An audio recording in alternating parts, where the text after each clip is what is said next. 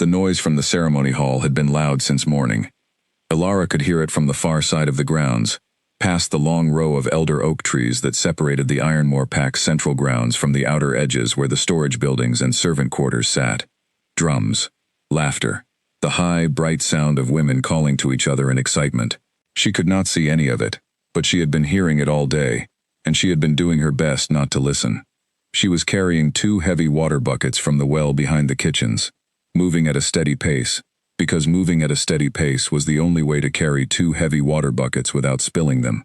Her arms ached, her boots were old, and the left one had a loose sole that caught in the grass if she was not careful. She was careful. She was always careful. Being careful was one of the few things Ironmore had given her that she actually kept.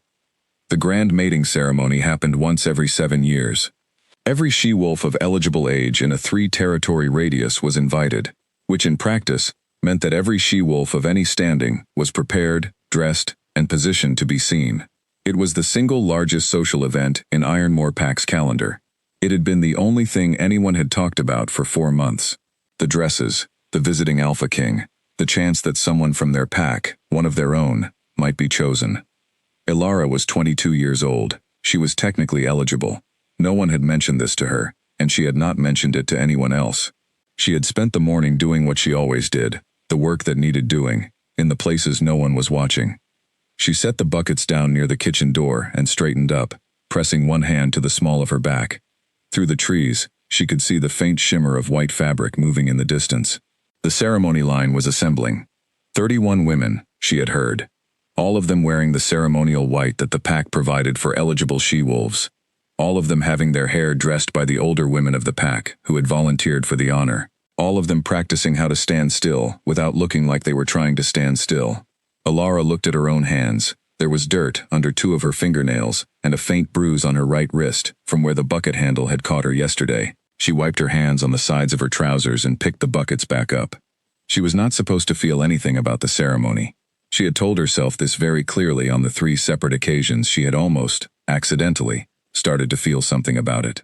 She had nothing to wear, and no one to arrange her hair, and no rank that would have placed her in the line, even if she had showed up in full ceremonial white, with flowers braided to her scalp.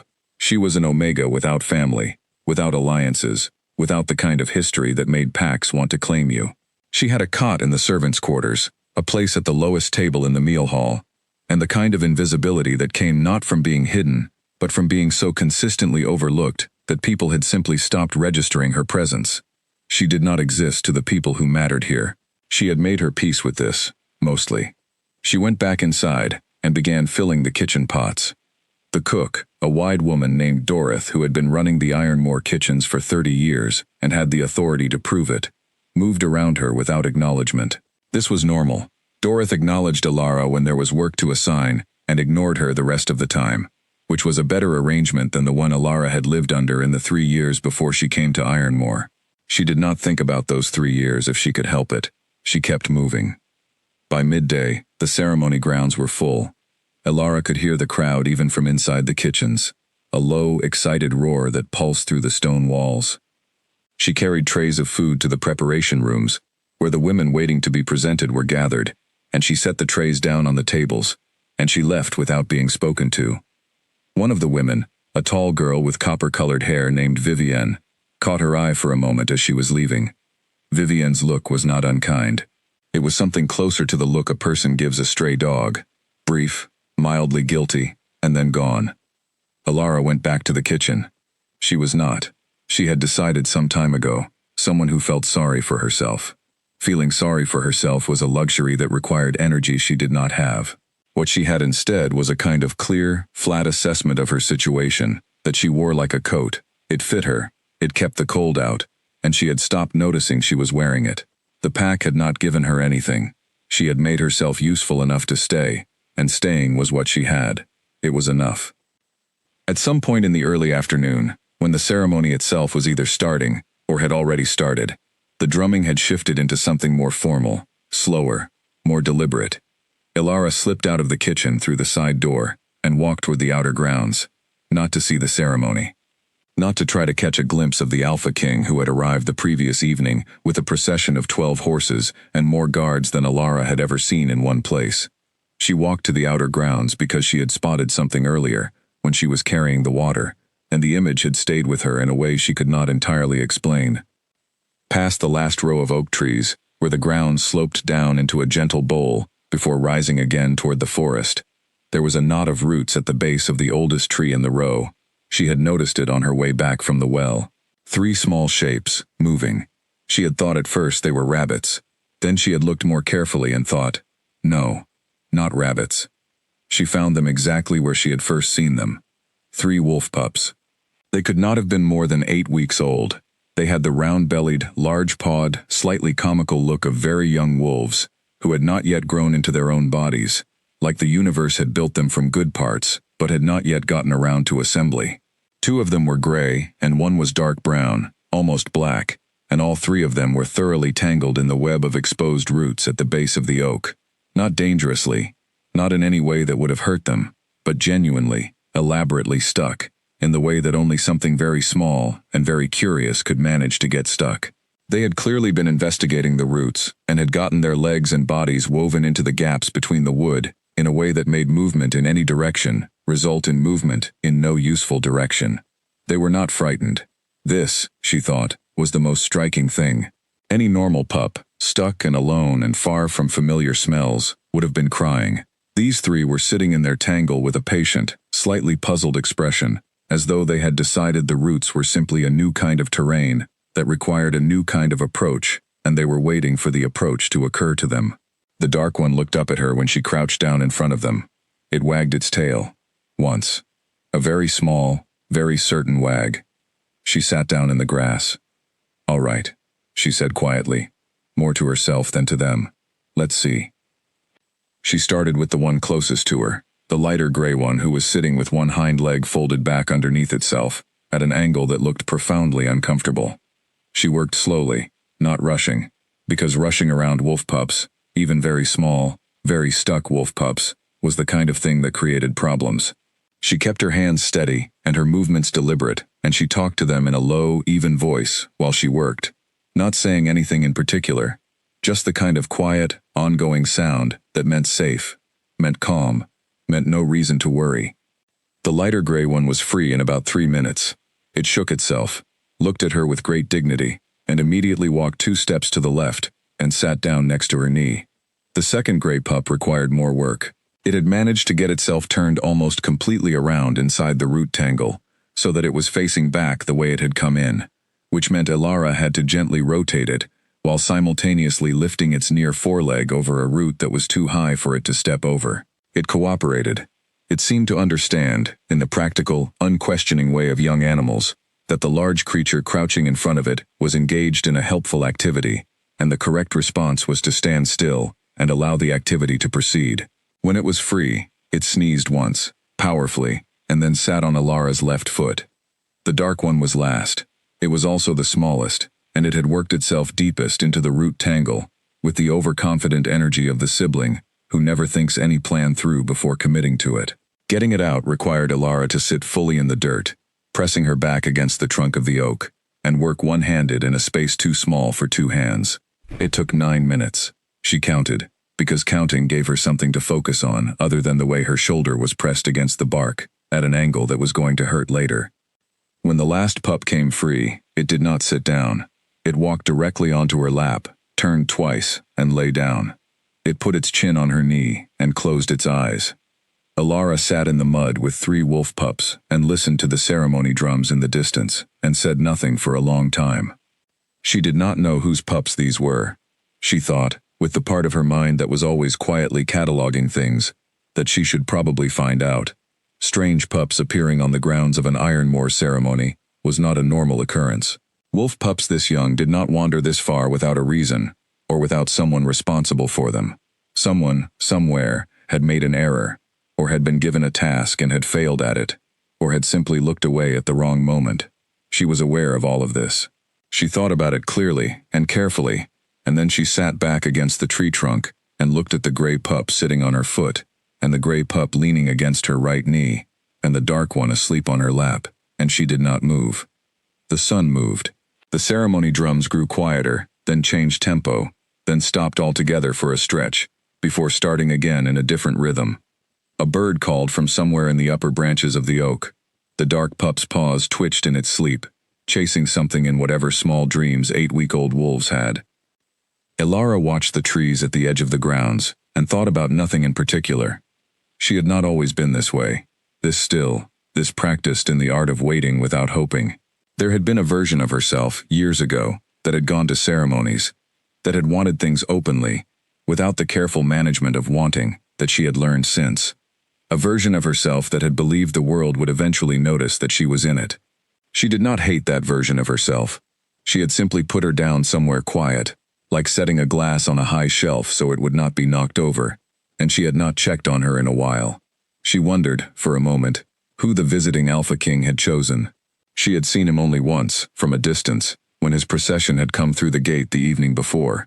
She had been on her way back from the well, and his horses had come around the bend in the road, and she had stepped aside automatically to let them pass. She had gotten an impression of height, of dark clothing, of a face that she had not looked at directly, because looking directly at the visiting Alpha King when you were an Omega carrying water buckets was not something she planned to do. She had looked at the horses instead. They were very good horses. It occurred to her now, sitting under the oak tree, that she had stepped aside and let the most powerful wolf in the known territories ride past her, and she had looked at his horses. This struck her as so perfectly, so precisely, so accurately characteristic of her own life that she almost laughed. She pressed her lips together instead. The dark pup shifted in her lap, resettled, sighed a very small sigh. One of the gray pups looked up at her with amber eyes that had the deep, liquid quality of all very young wolf eyes, not fully focused yet, not fully certain of the world they were looking at, but warm and direct, and entirely without suspicion. It blinked. It put its chin on her knee, next to where the dark one's head already rested. She reached down, very slowly, and scratched behind its ear. It made a sound so small she almost did not hear it. A low, soft sound that was not quite a growl, and not quite a whine, but somewhere between both. The sound of an animal that has been given exactly what it needed, and does not have the words for this, but is trying, in whatever language it has, to say so. Ilara looked at the tree line. She had been someone, once, who someone had scratched behind the ear, metaphorically speaking, who had had a place and a name in a pack, and a set of people who thought about her when she was not in the room. That had ended before she was ready. Most things ended before she was ready. She had gotten better at not being surprised by endings, which was either wisdom, or the kind of thing that looked like wisdom from the outside, but was something lonelier from the inside. She could not always tell which. The gray pup against her knee had fallen asleep now too. Only the first one she had freed was still awake, sitting straight-backed and alert a few feet away, watching the tree line with the focused attention of a pup that had decided it was in charge of perimeter security. It kept glancing back at her, then at the trees, then back at her, as if checking that she was still there, still accounting for in its small census of the afternoon. She was still there. The sun was lower now. The ceremony must have ended, or at least changed into its next phase. She could hear voices carrying from the central grounds, lighter and more scattered than before. Not the organized sound of a formal ceremony, but the looser, less directed sound of people being released from formality and beginning to talk again like themselves. She should move. She knew she should move. Dorothy would be expecting her back in the kitchens, and there was still the evening meal to prepare, and she had been gone for. She looked at the shadows, probably longer than she had realized. She should get up and find someone to take charge of these pups, and go back to the kitchens, and not think about any of this again. She did not move. The dark pup was very warm against her legs. Its breathing was slow and even, and deeply, unconsciously trusting, in a way that Ilara could not quite look at directly for too long. It had not decided to trust her. It had not assessed her and found her worthy. It had simply been picked up by something steady and quiet, and had felt that steadiness, and had gone to sleep, because that was the natural response to steadiness when you were 8 weeks old, and the world was still mostly a question you were getting around to. She put one hand, very gently, over its back. It did not wake up. She sat there in the mud and the low afternoon light, and the drumming started again in the distance, slower now, more celebratory, and she closed her own eyes for a moment and listened to it, and the pup's small chest rose and fell under her hand. No one came looking for her. No one, of course, came looking for her. She had known this the moment she sat down. She was the kind of person that rooms failed to notice were missing. This had been a useful quality at various points in her life, and an isolating one, and she had long since stopped sorting it into one category or the other, and simply kept it as a fact, the way you keep the fact of what season it is. She stayed until the light went gold, and the smallest pup on her lap made a sound in its sleep that was almost exactly like the sound of a person dreaming of something good. Then she heard footsteps in the grass. Not the light, random footsteps of someone wandering, deliberate ones, heading directly toward her, around the far side of the oak, from the direction of the forest. She looked up. A figure came around the tree. He stopped. She looked at him for exactly 1 second, in which she registered height and dark eyes, and the particular stillness of someone who had seen something they were not expecting, and had immediately, completely, contained their reaction to it. She looked down at the pups. Her hand was still resting on the dark one's back. She heard him breathe in, once, in the silence. Neither of them spoke. The silence between them lasted long enough that one of the gray pups woke up. It looked at the man standing at the edge of the roots. It looked at Alara. Then it stood up, shook itself from nose to tail in the comprehensive way that young wolves shook, and walked over and sat on the man's boot. Just sat there, as if this resolved something. Alara said, "I am sorry. I found them tangled in the roots, and She stopped. She was not sure what came after the "and." There was no clean explanation for why she was still sitting here 2 hours later, in the mud, with his pups asleep on her. The man crouched down, not quickly, but smoothly, the way people moved when they were used to being in spaces that required them to be careful.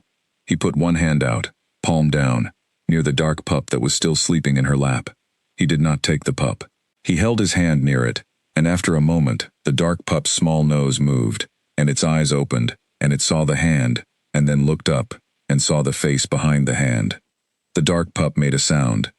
It was not the small, contained sound the gray pup had made when she scratched its ear. It was louder and more urgent, and the kind of sound that was made by something very small, that had just seen something very large, that it loved enormously, and wanted to be closer to immediately. It scrambled up from Ilara's lap, its paws sliding a little on the fabric of her trousers, and launched itself at the man's chest. He caught it, his hands wrapped around it so naturally, so automatically, that Alara could tell he had done it 1,000 times. He held the dark pup against his chest, and the pup buried its face in the front of his shirt, and made the urgency sound again, muffled now. "Hey," the man said quietly. Just that. Just the one word, low and even, directed entirely at the pup. He reached up and scratched the back of its neck, and it went almost instantly from urgent to boneless, sagging against him with the full relaxed weight of an animal that had arrived exactly where it needed to be. Then, he looked at Alara. She met his eyes for a second, and then looked at the roots. "I should have found someone to bring them back sooner," she said. "I am sorry. I did not know whose they were, and then they fell asleep and I did not want to." She stopped again. She was making this worse. She picked the second gray pup off her leg, where it had gone back to sleep sometime in the last 20 minutes, and held it out to him. He took it with his free hand. That hand was large enough that the pup fit in it easily, cradled with a certainty that was not rough and not soft but something that was both at once. He was still looking at her. "How long have you been sitting here?" he asked. The question was not accusatory, it was simply a question, asked in the same low, even voice he had used with the pup, and she found she could not entirely tell what was behind it. She said, "A while. Since early afternoon. I am sorry. I should have brought them back immediately. I should not have." "I did not ask why," he said. "I asked how long." She looked at the shadows. 2 hours, maybe a little more. He looked at her for another moment. Then he looked at the third pup, the first gray one, which had stationed itself 3 feet away and was watching the man with the specific expression of a pup that was attempting to project calm and dignity, and was doing only a moderate job of it, because its tail was moving very quickly. He made a small sound with his tongue against his teeth, barely audible, and the gray pup broke entirely, and ran at him, and he caught it with the same automatic ease, and now all 3 pups were on or against him, and the noise they were making together was the combined sound of 3 very small creatures experiencing the best moment of an already good day. Alara stood up. Her left leg had fallen asleep at some point, and she put her hand against the tree trunk while she waited for the pins and needles to subside. She brushed the dirt from her trousers and picked a piece of bark out of her hair. She was aware of how she looked. She was always aware of how she looked, in the same flat, practical way she was aware of most things. The inventory was taken, the result noted, and then she moved on, because there was nothing to be done about it now. She said, "I hope they are all right. I do not think they were stuck long enough to be hurt." He was standing now too, with the pups redistributed so that one was in each arm, and the third had climbed to his shoulder with the ambitious, unreasonable confidence of a young animal that was very certain it belonged there. He looked at her over the head of the one on his shoulder. "They are fine," he said. "They have done worse to themselves by 10 in the morning on a good day." She nodded. She started to step past him, back toward the tree line that would take her to the path that would take her back to the kitchens where she was already very late. He said, "What is your name?" She stopped. She turned back. She said, "Alara. I am in the kitchens here, under Dorothy." He said nothing for a moment. Just looked at her in the way that he had been looking at her since he first came around the tree. Not the way most people looked at her, which was briefly, with mild acknowledgement, before looking at something else. He looked at her the way she looked at things she was trying to understand. "Thank you," he said, "for sitting with them." Alara said, "They were good company." She meant it in the simple, literal way she said most things, but something in his expression shifted when she said it. A small shift. The way the surface of water shifts just before something comes up from underneath. And she was not sure what to do with that, so she nodded once more and turned and walked back toward the trees. She did not look back. Inside the kitchens, Dorothy looked at her mud-stained trousers and said nothing. This, Alara had learned, was Dorothy at her most communicative. She went to wash her hands and came back and began cutting vegetables, and the evening meal moved forward around her the way it always did, like water around a stone in a stream. It was only later, when the meal hall was full of noise, and she was carrying plates from the kitchen to the lower tables, that she understood. She had been serving the lower tables for 3 years, which meant she had served 1,000 meals, and had learned to read the meal hall the way she read everything she passed through regularly, by its patterns, its sounds, its shifts. The high table ran along the north wall and it faced the room, and it was always full for a ceremony night. She could read the high table without looking at it. She did not look at it. She was setting down a plate at the corner of the third table, when one of the junior kitchen girls came up beside her and grabbed her sleeve. "Alara," the girl whispered. Her name was Petty, and she was 15, and she had a gift for being in the precise location where information was exchanged, and then sharing that information with maximum velocity. Alara, the Alpha King did not choose anyone. Alara set the plate down. "Excuse me?" He dismissed the ceremony line. Petty's eyes were very wide. She had the look of someone who had been holding in something significant for a long time, and was about to lose the structural integrity of the holding. All 31 of them. He just stood there. And then he said he was not finding what he was looking for, and then he walked out. The Pack Alpha is furious. The elders are meeting. One of the women from the line actually cried, and I think 2 of the others were very close to it. And Vivian, the tall one with the copper hair, went straight to her room, and no one has seen her since. Alara looked at the wall. 31 women, she said. "All of them," Petty confirmed, with the hushed reverence of someone reporting a natural disaster. Alara picked up her empty tray. She walked back to the kitchen. She loaded the tray again and walked back out. She kept her eyes on the plates she was carrying and did not look at the high table, and the evening moved forward, and she did not think about the man in the grass, or his pups, or the way he had looked at her for too long. She did not think about any of it. The high table was loud that night, not happily loud, but the particular loud of people who were very uncomfortable and had decided that volume was a better response than silence. She could hear the Pack Alpha, a large man named Holt, making statements at full authority that were generating less response than he seemed to expect. She could hear the council elders contributing things that were long and not very useful. She could not hear the Alpha King, because wherever he was in the high table, he was not adding to the volume. She refilled water cups and cleared empty plates and kept moving. At some point in the second hour of the meal, she became aware that someone was looking at her. This happened to her sometimes. She was good at recognizing it because she had trained herself to be good at recognizing it. The small shift in the air, the way a room's attention was never entirely uniform if you paid close enough attention to it. She kept carrying plates. She did not look up. She did not look up for a long time.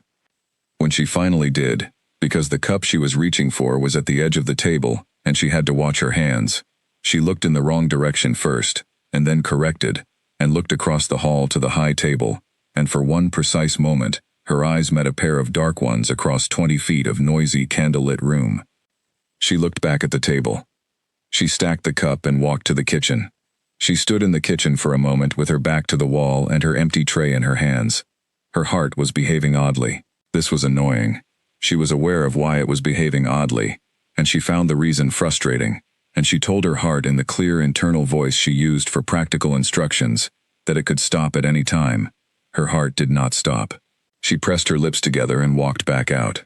After the meal, she washed pots until her hands were red from the water, and Petty had gone to bed, and even Dorothy had retreated to her quarters. She was the last one in the kitchen. The last one in the kitchens was a position she held regularly, the same way she held all her positions, by being the person who was still there when everyone else had found a reason to leave. She dried her hands on the kitchen cloth and walked out into the night. The grounds were quieter now. The ceremony was entirely done. The lanterns were still lit along the main path, but no one was walking it, and the air had the specific, cool quality of a summer night after a hot, crowded day, like the world had finally exhaled. She walked without a destination. She did this sometimes when she had too many things in her head that she could not afford to think about during working hours, because the kitchen was not a place where you could be inside your own head for long without cutting yourself or dropping something. The night was safe for it. The night was hers in a way that nothing else was. She walked to the outer grounds without deciding to. She stopped at the oak tree. The roots where the pups had been tangled were empty now, obviously. The grass was flattened in the shape of where she had sat. There were 3 small sets of paw prints in the dirt near the roots. She could see them in the moonlight. She stood there for a moment and looked at the prints, and then looked at the sky. Something had happened today. She was not sure yet what to name it, or whether it needed naming. She had found 3 pups. She had sat with them for 2 hours. A man had come and collected them, and had looked at her in a way that had stayed with her through the entire evening, like a splinter she could not find well enough to remove. These were the facts. She sorted facts. She was very good at facts. She was less good at the unnamed thing underneath the facts, the thing that felt, in a way she did not entirely trust, like a door in a wall that had not been there yesterday. She breathed in the cool air. She breathed out. The ceremony had failed. The Alpha King had not chosen anyone. He would leave tomorrow, or the day after, and take his pups and his horses and his dark eyes, and the memory of 2 hours of her afternoon, and that would be the end of it. She turned back toward the servants' quarters. She had gone perhaps 15 steps when she heard footsteps again, behind her and to the left, coming from the direction of the main house. Not quick, not slow, just deliberate, the same as before. She did not stop walking. She did not stop walking, but she listened, and the footsteps came closer, and then they slowed, and then they stopped. She stopped too. She stood in the moonlit grass with her back to whoever was behind her, and waited. A voice said, quietly, in the dark, "Did you eat?" She turned around. He was standing about 8 feet away. He was wearing different clothes from the afternoon, but the same expression, or something close to it. That particular stillness, that looked like restraint but felt, she thought, like something being held very carefully in 2 hands, to keep it from becoming something else. She said, "Excuse me?" "At the meal," he said. "Did you eat? I watched you serve for 2 hours, and I did not see you sit down." She looked at him. She said, with complete honesty, "I eat in the kitchens before the meal goes out. It is faster." He looked at her for a long moment. Then he said, "My name is Kale." She already knew this, of course. She had known it since Petty's report in the meal hall, and before that she had probably known it in some deeper, less articulated place, since the moment she looked up in the afternoon grass, and found him standing at the edge of the roots, looking at her over the heads of his sleeping pups. But she said what she would have said in any polite exchange, and it came out perfectly normal, and she was proud of that. She said, "I know." He almost smiled. Just almost. just enough that she could see where the smile would have been if he had let it happen. He said, "Can I walk with you?" She thought of 17 reasons why the answer to this question should be no. She thought of the pack alpha, and the elders, and the 31 women in the ceremony line, and the invisible absolute lines of rank that governed every interaction in a pack. She thought of the splinter she could not find well enough to remove. She thought of the door in the wall that had not been there yesterday. She said, "You can do whatever you like. You are the Alpha King." He said, "That is not what I asked." The night was very quiet. Somewhere in the forest, an owl called once, and then was silent. She said, "All right," and they walked. They did not talk for the first few minutes. This would have been uncomfortable with most people. With him it was not, and she was not sure what to make of that. Silence was usually something she carried alone. Shared silence was a different kind of thing, and she had not had much of it. He walked at her pace, which she noticed because most people, when walking with her, either slowed in a way that made her feel like a burden, or moved ahead in a way that made her feel like she was following. He did neither. He simply walked beside her. She said, without deciding to, "Why did you leave the ceremony?" He looked at the grass ahead of them. He said, "Because there was nothing there for me to find." 31 women, she said, because Petty had said it, and it had stayed with her. "Yes," he said. She thought about this for a moment. She said, "The pack alpha will not forgive that quickly. Holt puts a great deal of value in these events." He glanced at her sideways. "You know Holt." "I know his voice at the high table," she said. "You learn things, in the kitchens. You learn who is never quiet and who is always quiet, and what the difference between those two tells you about a person." He was quiet for a moment, then he said, "And what does my quiet tell you?" She almost did not answer. Then she said carefully, "That you are someone who says very few things and means all of them." He looked at her again in that steady, contained way, and she kept her eyes on the path ahead, and the night settled around them, like something that intended to stay. They reached the edge of the servants' quarters building. She stopped. He stopped. She said, "Thank you for the walk," and she meant it, and she did not know what else to say, and for once, she found that she did not want to fill the silence. He said, "Good night, Ilara." She said, "Good night." She went inside. She sat on the edge of her cot in the dark for a long time before she lay down. The splinter was still there. The door was still in the wall. She closed her eyes and listened to the night and did not sleep for a very long time. She woke before the light came up, the way she always did, before the kitchen started and before the rest of the servants' quarters stirred. This early morning interval was hers. She used it to wash her face and braid her hair, and sit for exactly 7 minutes at the small window of her room that looked out over the back of the grounds, where the grass ran down to the storage sheds, and beyond them to the fence line. She had decided some time ago that 7 minutes was the right amount of time for this kind of sitting, long enough to feel like rest, and short enough not to turn into something she would regret. This morning she used the 7 minutes less productively than usual. He was leaving today. She was almost certain of it. The Alpha King came for a ceremony. The ceremony ended, and the Alpha King went home. This was how it worked. She knew this. She told herself this in the clear internal voice that she kept for practical instructions, and her internal voice confirmed it with the flat certainty it usually brought to practical matters. She went to the kitchens. She was rolling dough for the morning bread when Petty arrived, earlier than usual, with the same wide-eyed look of contained velocity she had worn the previous evening. Ilara said, before Petty could open her mouth, "What has happened?" It was not a question.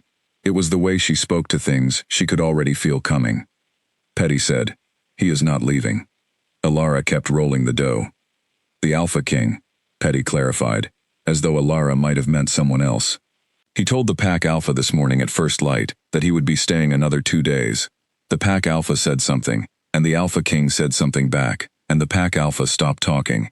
And now his guard is reorganizing the guest quarters, and the stable hands are resettling his horses, and nobody knows why he is staying." Ilara said, "He may simply be tired from the journey." Petty said, with the polite patience of someone who found this explanation completely insufficient, "Kings do not rearrange entire households because they are tired from a journey, Ilara."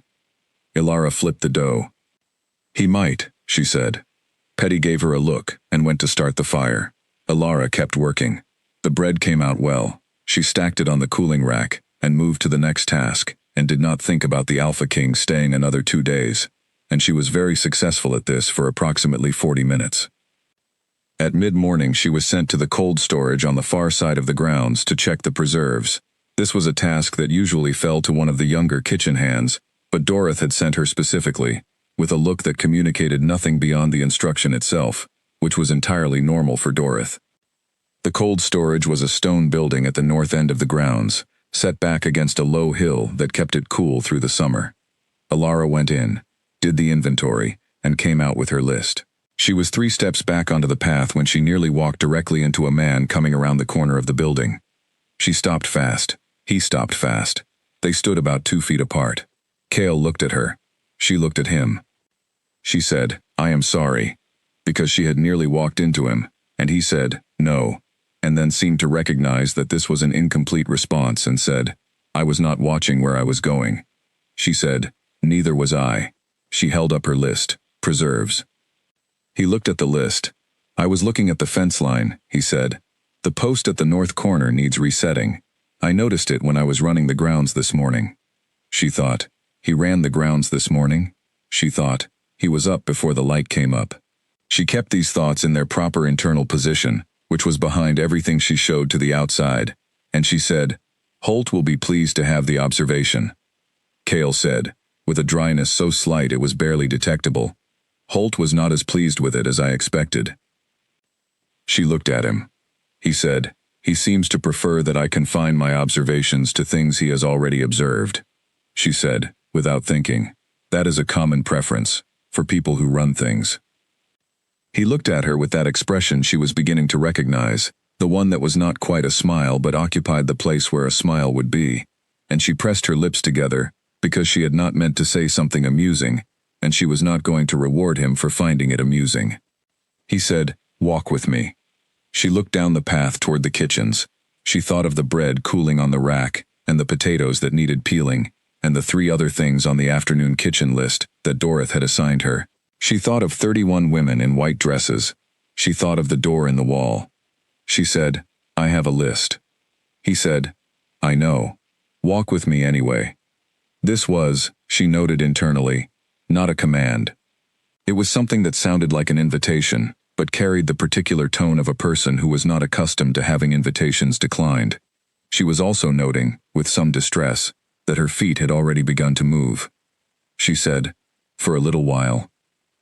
They walked the fence line. He looked at the posts, and she looked at them too, because if she was going to be walking with the Alpha King along a fence line, she was at least going to be useful about it. She found 2 more posts that needed attention, and marked them on the back of her preserve list. He watched her do this without comment. She said, "You could send someone." He said, "I could." She said, "You do not need to walk the fence yourself." He said, "I know." She looked at the next post. It was fine. She kept walking. She said, "Your pups. Are they all right this morning?" He said, loud, "They are very loud in the morning." There was something in his voice when he said this, a warmth that was unguarded in a way that the rest of him was not, and she heard it clearly, even though it was very small. She thought of the dark pup's small sigh, the way it had gone from urgent to boneless the moment it reached him. She said, "How old are they?" He said, 9 weeks, roughly. A pause. "Their mother could have told you more precisely." The path curved away from the fence and toward a small grove of trees. She understood the past tense without asking about it. She filed it in the quiet way she filed all the things people dropped into conversation without explaining, and she kept walking. She said, "They are healthy, strong, the dark one especially." He went into the roots deeper than the other 2, and he came out with the least dignity and the most confidence, which suggests a certain character. Kale looked at her sideways. He said, "His name is Soot." She said, "Of course it is." He said, "The gray ones are ash and birch." She said, "Very thematic." He said, "They were named by someone who thought they were going to be more uniformly gray." She said, "Soot is extremely dark." He said, "He surprised us." She looked at the grove of trees ahead. She said, "He seemed unsurprised by himself." Kale said, after a moment, "No." He has never been surprised by himself. It is the rest of us that keep being surprised. She thought, this is what it sounds like when someone loves something and is choosing a simple word for it, because the accurate word would be too large for a casual conversation on a fence line. She understood this completely. She kept it behind everything she showed on the outside, and she kept walking. They reached the grove, and she stopped, because the grove was the edge of the assigned kitchen grounds, and she had already been gone longer than she should have been. She said, I need to go back. He stopped too. He said, Ilara. She looked at him, just at him, directly, which she had been careful not to do too much, because doing it too much did something to her internal inventory system that she found inconvenient. He said, I would like to. He stopped. He seemed to be finding the right word for something, and she had the impression this was not something he did often, that most of the time the words came when he needed them, and this was unusual. He said, I would like you to not be in the kitchens for the afternoon. She said, I beg your pardon? He said, I would like you to have the afternoon free. I will speak to Dorothy. She looked at him for a long moment. She said, why? He said, with the plainness of someone stating a fact they find significant, because you have been in the kitchens since before the light came up, and you spent your yesterday afternoon on the ground, in the mud, untangling my pups, and you have not rested since I have been here. She said, I rest. He said, 7 minutes at a window does not count. She stared at him. She said, how do you know about, and then stopped, because she knew exactly how he knew. He had been up before the light came up. He had been running the grounds. He had seen her window lit, and then dark, and then the light in the kitchen starting up. She said, very carefully, I do not need the afternoon free. He said, no, but I would like you to have it. She looked at the grove of trees. She looked at the fence line behind them, with its 2 newly marked posts. She looked at her preserve list with the notes on the back. She thought of the very logical, very clean series of reasons why she should say no to this, reasons that involved rank and propriety, and the 31 women who had prepared for months, and the pack elders who were already, she was certain, talking about things she did not want them to talk about. She thought of the dark pup's small sigh. She said, I would not know what to do with an afternoon. He said, with such complete and unguarded honesty that it landed like a stone in still water. I would like to help you find out. She breathed in. She breathed out. She said, I am a kitchen hand, with no rank, no standing, and mud still on my boots from yesterday. He said, I know. She said, you are the Alpha King of 5 territories. He said, I am aware of this. She said, this does not make any sense. He said, I know that too. She looked at him. He was very still when he was not moving. She had noticed this.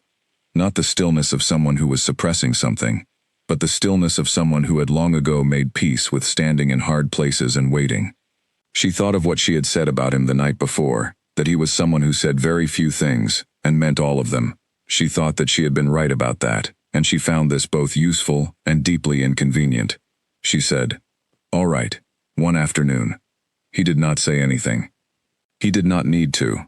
She was beginning to understand that he communicated as much in the things he did not say as in the things he did. She turned back toward the kitchens. She had gone about 15 feet when she heard him say, behind her, Ilara. She stopped, did not turn around. He said, the pups will be in the east garden after the midday meal, in case you were wondering. She kept her eyes on the kitchen building at the far end of the grounds. She said, with the flat certainty of someone noting a fact, I was not wondering. She walked back to the kitchen with her list and her notes and the preserve inventory, and she peeled potatoes and she kneaded bread, and she told herself, very clearly and very firmly, exactly twice, that one afternoon meant one afternoon. It did not feel like one afternoon. It felt, in the particular way of things that were about to change the shape of your life, like a beginning. She peeled the potatoes faster. In the east garden, after the midday meal, 3 wolf pups made their customary noise in the afternoon sun, and somewhere in the kitchens, a woman who had spent 3 years being invisible was tying her apron strings with slightly unsteady hands. The afternoon was coming. The door in the wall was open, and whether she walked through it, or stood in the frame, was the only question left, and she was running out of arguments for standing still. Dorothy looked at her when she came back from the fence line. Not the usual look, which was short and functional and communicated the next task. This look was longer. Alara set her preserve list on the preparation table and picked up the peeling knife and waited. The kitchen moved around them. Petty was stirring something at the far end. The youngest kitchen hand, a boy named Cole who never spoke before noon, was washing vegetables with the focused efficiency of someone who had learned that efficiency was the safest way to be invisible. Dorothy said, finally, "The Alpha King came to me this morning." Alara peeled a potato, said nothing. Dorothy said, "He asked that you be given the afternoon. I have arranged it." Alara said, "I told him I did not need. I did not say it was for you," Dorothy said, which was such a precisely Dorothy thing to say that Alara had nothing to answer with. She peeled another potato. Dorothy moved away. Petty shot a look across the kitchen at Alara that contained a full paragraph of unasked questions. Alara looked at the potato in her hand and kept peeling. The morning passed. The midday meal was prepared and sent out. Alara worked through all of it at the same pace she always worked. The same pace she had used for 3 years, steady and useful and unremarkable. The kind of worker who could be relied on to be there and doing the thing that needed doing, without having to be told. She had built herself into this shape deliberately. It was a good shape. It was safe. She set down her knife when the kitchen was beginning to slow into its post-midday quiet. She washed her hands. She took off her apron and folded it over the hook on the wall. She walked to the door. Petty appeared beside her. Petty said, in a whisper that was louder than a normal person's speaking voice, "Where are you going?" Alara said, "For a walk." Petty looked at her with the expression of someone who had many more things to say, and was exercising extraordinary restraint in not saying all of them at once. She said, "A walk." Alara said, "Yes." Petty said, "In the East Garden?" Alara did not answer this. She walked out. The East Garden was exactly where he had said it would be, which she had known, and the pups were exactly where she had known they would be, tumbling through the low grass along the garden wall with the absolute, committed energy of small creatures who had decided the entire world was either a toy or an opponent, and both options were equally interesting. Soot was attempting to climb a lavender bush. The lavender bush was not cooperating. This did not appear to have reduced his commitment to the project. She sat down on the low stone bench near the garden gate. Ash saw her first. He stopped mid-tumble and looked at her with his amber eyes, and then he came straight over at a trot that was not quite steady, but was extremely determined. He walked up to her feet, and sat down and looked up at her, and she reached down and scratched behind his ear, and he made the sound again, that small particular sound, and she felt it in her chest, in a place she did not usually let things reach. Birch arrived next, at a run, which meant he arrived mostly by accident, skidding sideways into the bench leg and recovering with great dignity.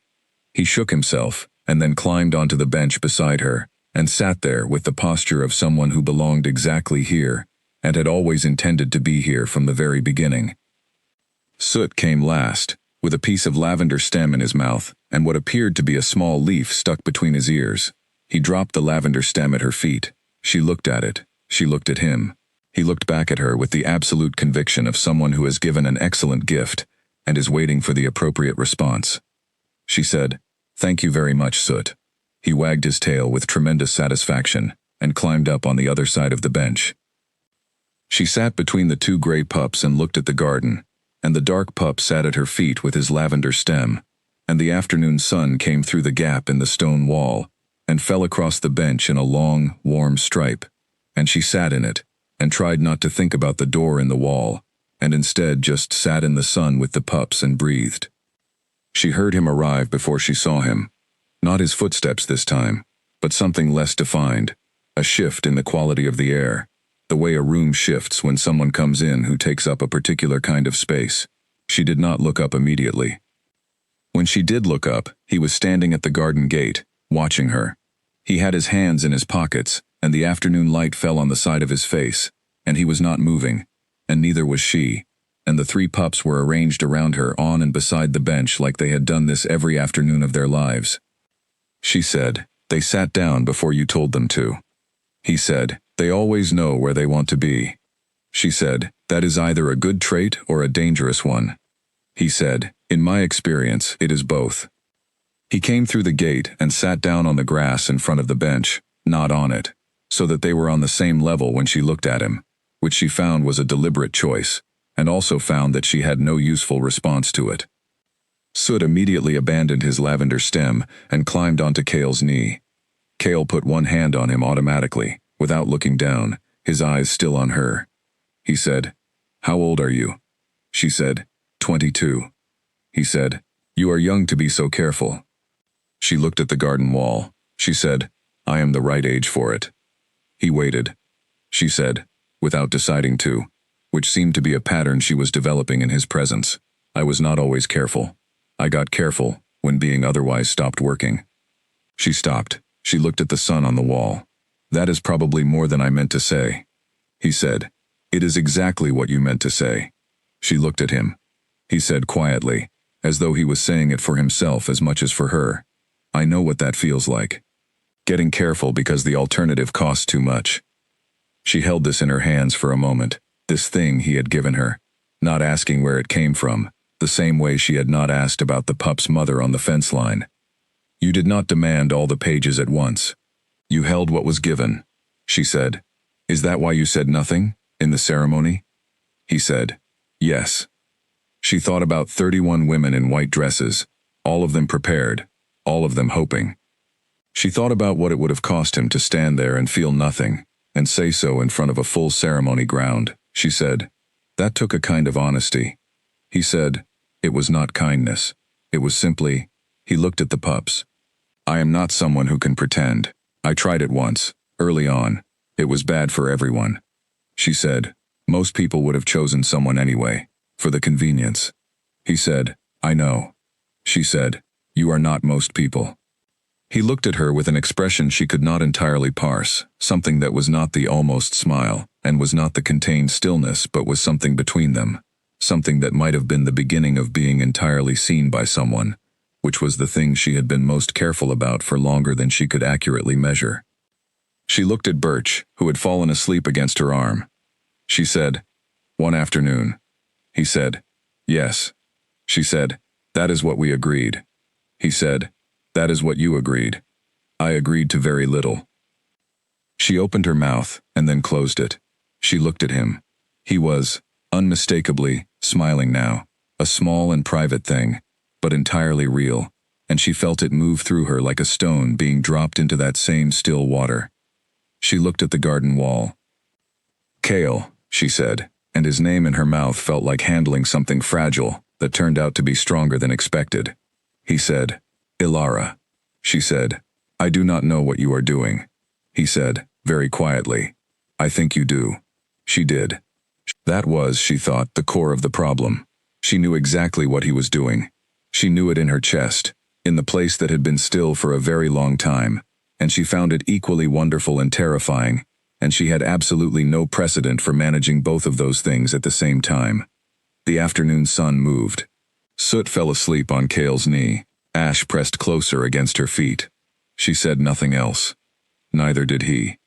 The afternoon passed around them, quiet and unhurried, the way good things sometimes passed, as if they knew they were good enough not to need rushing. She felt it before she understood what it was. She was standing at the preparation table the next morning, slicing the rind from a wheel of hard cheese, when something moved through her chest like a warm current in cold water. It was not pain. It was not entirely pleasant either. It was too sharp for pleasant, too sudden, like pressing a thumb against a bruise that you had forgotten was there. She stopped slicing. She put her hand flat on the table. The feeling settled. Or it did not settle so much as it stopped being startling and began simply being there, the way heat begins simply being there once you have accepted that the room is warm. She breathed in, breathed out. She picked up the knife. Petty came in with the morning firewood and stopped 2 feet inside the door, looking at her. Ilara said, without looking up, "What?" Petty said, in a voice carefully stripped of the thing it wanted most to say, "Nothing." "Good morning."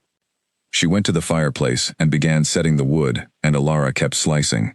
The kitchen filled up in its usual order. Cole first, then the 2 older kitchen hands, whose names were Owen and Gil, then Dorothy.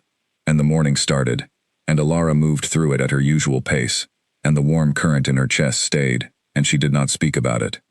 She did not know what it was called. She knew there were things. She had heard them described, in the general way that pack members described pack things, the way you heard rain described by someone standing inside a building, the facts without the experience. There was the mate bond. There was the recognition. There were the older, stranger things that happened at the edges of that recognition, the way a bond that was forming, but not yet completed, could make itself felt, could begin, could lean toward its completion with a wanting that was not entirely voluntary. She knew the theory. She sliced the cheese. At mid-morning, one of the Pack Alpha's household staff came to the kitchen door and asked for Dorothy. Dorothy went. She came back with an expression that was, for Dorothy, approximately as expressive as most people's faces managed after significant news. She came directly to Alara. She said, "You are being asked to attend the main house, the east sitting room." Alara set down the knife. She said, "By whom?" Dorothy said, "By the Alpha King." Behind them, somewhere near the fireplace, Petty made a sound she immediately attempted to convert into a cough and failed entirely. Alara took off her apron. She folded it carefully over the hook. She washed her hands. She looked at her reflection in the window glass, which showed her a face that was arranged exactly the way she wanted it arranged, which was to say that it showed nothing she did not want it to show, which was a skill she had spent years developing. She went to the main house. The east sitting room was on the second floor of the main house, with two windows that looked over the grounds and the kind of furniture that communicated money, without being explicit about it. Cale was standing by one of the windows when she came in. He was not alone. Beside him was a man she had not seen before, tall and sharp-faced, wearing the kind of careful professional expression that belonged to people who manage things. He looked at her when she entered the way she had been looked at before, briefly, assessing, then away. She had been placed and categorized. She was not sure what category she had landed in, but she could guess. Cale turned from the window when she came in. He said, "Alara, this is Ren. He manages my household." Ren said, "Good morning," in the polite, neutral voice of a man performing a professional task. She said, "Good morning." Cale said, without any preamble, "There is something I need to explain to you." She looked at him. She had the particular quality of attention that she gave to things that were about to matter. Still, contained, ready.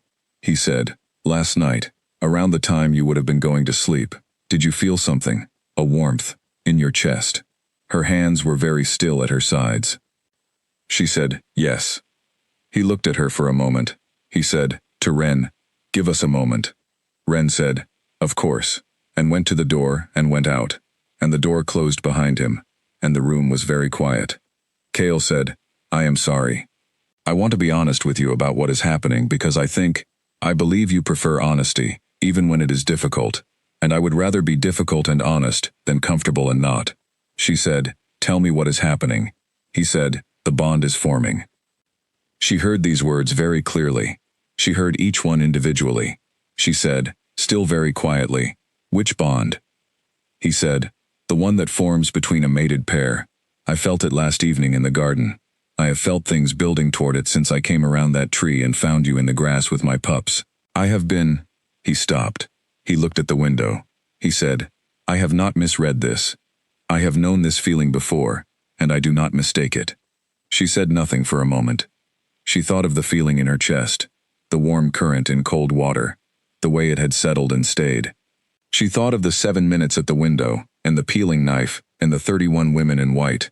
She thought of what she had said on the fence line, that she was not someone who felt sorry for herself, and she thought of all the ways in which her life had arranged itself to make this particular moment as unlikely as possible. She said, "You said you have known this before." He said, "Yes." She said, "Your pup's mother." He said, "Yes." She said, "How long ago did she die?" He said, 8 months. She held this for a moment. 8 months.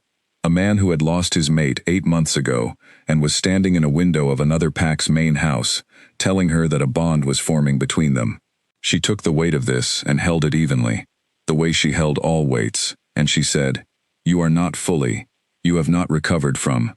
He said, I know what you are thinking. That this is too fast. That I am not in the right place for this. I thought the same thing. I thought it every day of the last 8 months, and then I came around a tree and you were sitting in the dirt with my pups and my wolf stopped arguing. He looked at her directly. I am not going to tell you that I am certain about everything. I am telling you that this is real, and I am not willing to pretend it is not. She sat down. Not in the chair that was nearest, which would have been the sensible place, but on the low window seat, because her legs had made a decision her mind had not finished making. She said, I am a kitchen hand. He said, You keep saying that. She said, Because it is true. Because you are the alpha king of 5 territories, and I am a woman with no family, and no rank, and a loose boot sole, and a room in the servants' quarters, and you are standing in this window, telling me that a mate bond is forming, and the world does not work this way. It does not work. He said, Ilara. She stopped. He crossed the room. He sat down on the window seat, not close enough to touch her, but close, and he said, in the same quiet, plain voice, The world works exactly however it works. I have been the alpha king of 5 territories for 11 years, and I can tell you that the world does not consult our expectations before it does what it does. She looked at her hands. She said, Your pack. They will have. He said, Yes, there will be opinions. I am aware of this, and I am not asking you to worry about it.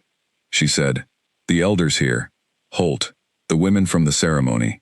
He said, Yes, all of those things. I am not pretending they do not exist. She said, Then what are you pretending? He said, Nothing. A pause. I am saying that what is happening is real, and I am not going to manage it away.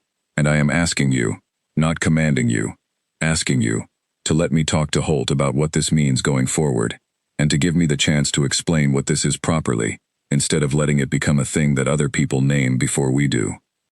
She looked at the window. The grounds were quiet below. She could see the east garden from here, the bench, the lavender bush that Soot had been attempting to climb the day before. She said, very quietly, I was going to have one afternoon. He said, I know. She said, I told myself one afternoon. I was very clear about this. He said, You were. She said, And now you are telling me that my own, that the bond, that without asking me, it has already. She stopped. She could not finish this sentence in a way that did not sound absurd. The bond had not asked for permission.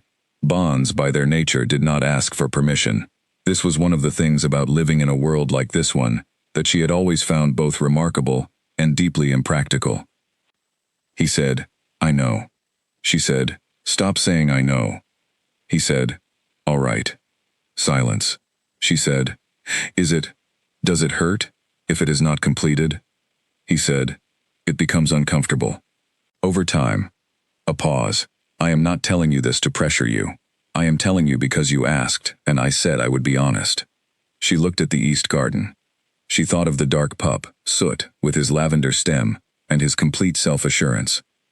She thought of the way Cale had said his name, that unguarded warmth in a voice that was otherwise always careful. She thought of sitting on that bench in the afternoon sun, with 3 small wolves arranged around her, like they had always known exactly where they wanted to be. She thought of the feeling in her chest, which was still there, and which she had stopped fighting somewhere in the last 10 minutes, without entirely realizing she had stopped. She said, What do you need from me right now? He said, Permission to speak to Holt. Officially, about what this means. She said, He will not be happy. He said, No. She said, He will be very vocal about it. He said, Yes. She said, And the council? He said, I will handle the council. She looked at him then, directly, in the full way she had been careful not to look at him for 2 days. He looked back. He did not look away. She said, I am afraid. He said, So am I. She had not expected him to say that. She had expected something reassuring, something from the vocabulary of power, something that would have been well-intentioned, and would have landed slightly wrong. Instead, he had said, So am I. 2 words, flat and honest, and exactly right. She breathed in. She said, All right. Talk to Holt. He said, Thank you. She said, standing up, Do not thank me yet. Wait until we see what Holt says, and then decide whether thanks were appropriate. He stood too. He was, she noticed again, very close. Not uncomfortably close. Just close. She was beginning to understand that this was his natural way. He did not keep the same distance most people kept. The polite, managed distance of formal relationships. He was close the way a person was close when they were not thinking about the distance. She said, "Your pups." He said, "What about them?" She said, When this becomes known to the pack, the pups should not be kept from me because of any discomfort among the adults. Whatever happens with the rest of it, the pups should not be caught in the middle." He looked at her for a long moment. He said, with a certainty that was different from the rest of what he said, deeper somehow, less managed, "They will never be kept from you. I promise you this." She nodded. She went to the door. She opened it, and Wren was standing in the hallway, with the patient expression of a man who was professionally trained to appear as though he had not been listening, which she interpreted as meaning he had heard everything. She said good morning again to Wren, and went back to the kitchens. She put on her apron. She picked up the knife. She finished the cheese. In her chest, the bond that had not asked for permission continued doing what it was doing, warm and steady and entirely indifferent to the fact that she had planned, very specifically, to have only one afternoon. She cut the cheese into even slices and stacked them precisely and told herself she was fine. She was, she discovered, not even convincing herself. Holt's voice carried. It had always carried. In the years she had been in Ironmore, she had learned the particular register of his authority, in the way you learned a weather pattern, by how far it reached and in which direction. His normal authority voice went through one set of walls. His formal ceremony voice went through two. His displeasure voice, the one he used when something had occurred that he had not planned and did not approve, went through all of them. She heard it from the kitchens. She could not make out words. She did not need to. She could read the rhythm of it, the way it rose and fell, the particular cadence of a man who was accustomed to having his objections taken seriously, and was currently encountering a situation in which his objections were being heard but not redirected toward. She could hear, in the silence between the rises, the absence of an answering voice in the same register, and she understood that the absence of that voice was itself a kind of answer, the kind that did not argue, did not appease, and did not intend to. She needed bread. Petty said nothing. Owen and Gil said nothing. Cole washed vegetables with intense focus. Even Dorothy, who said little at the best of times, said nothing at all.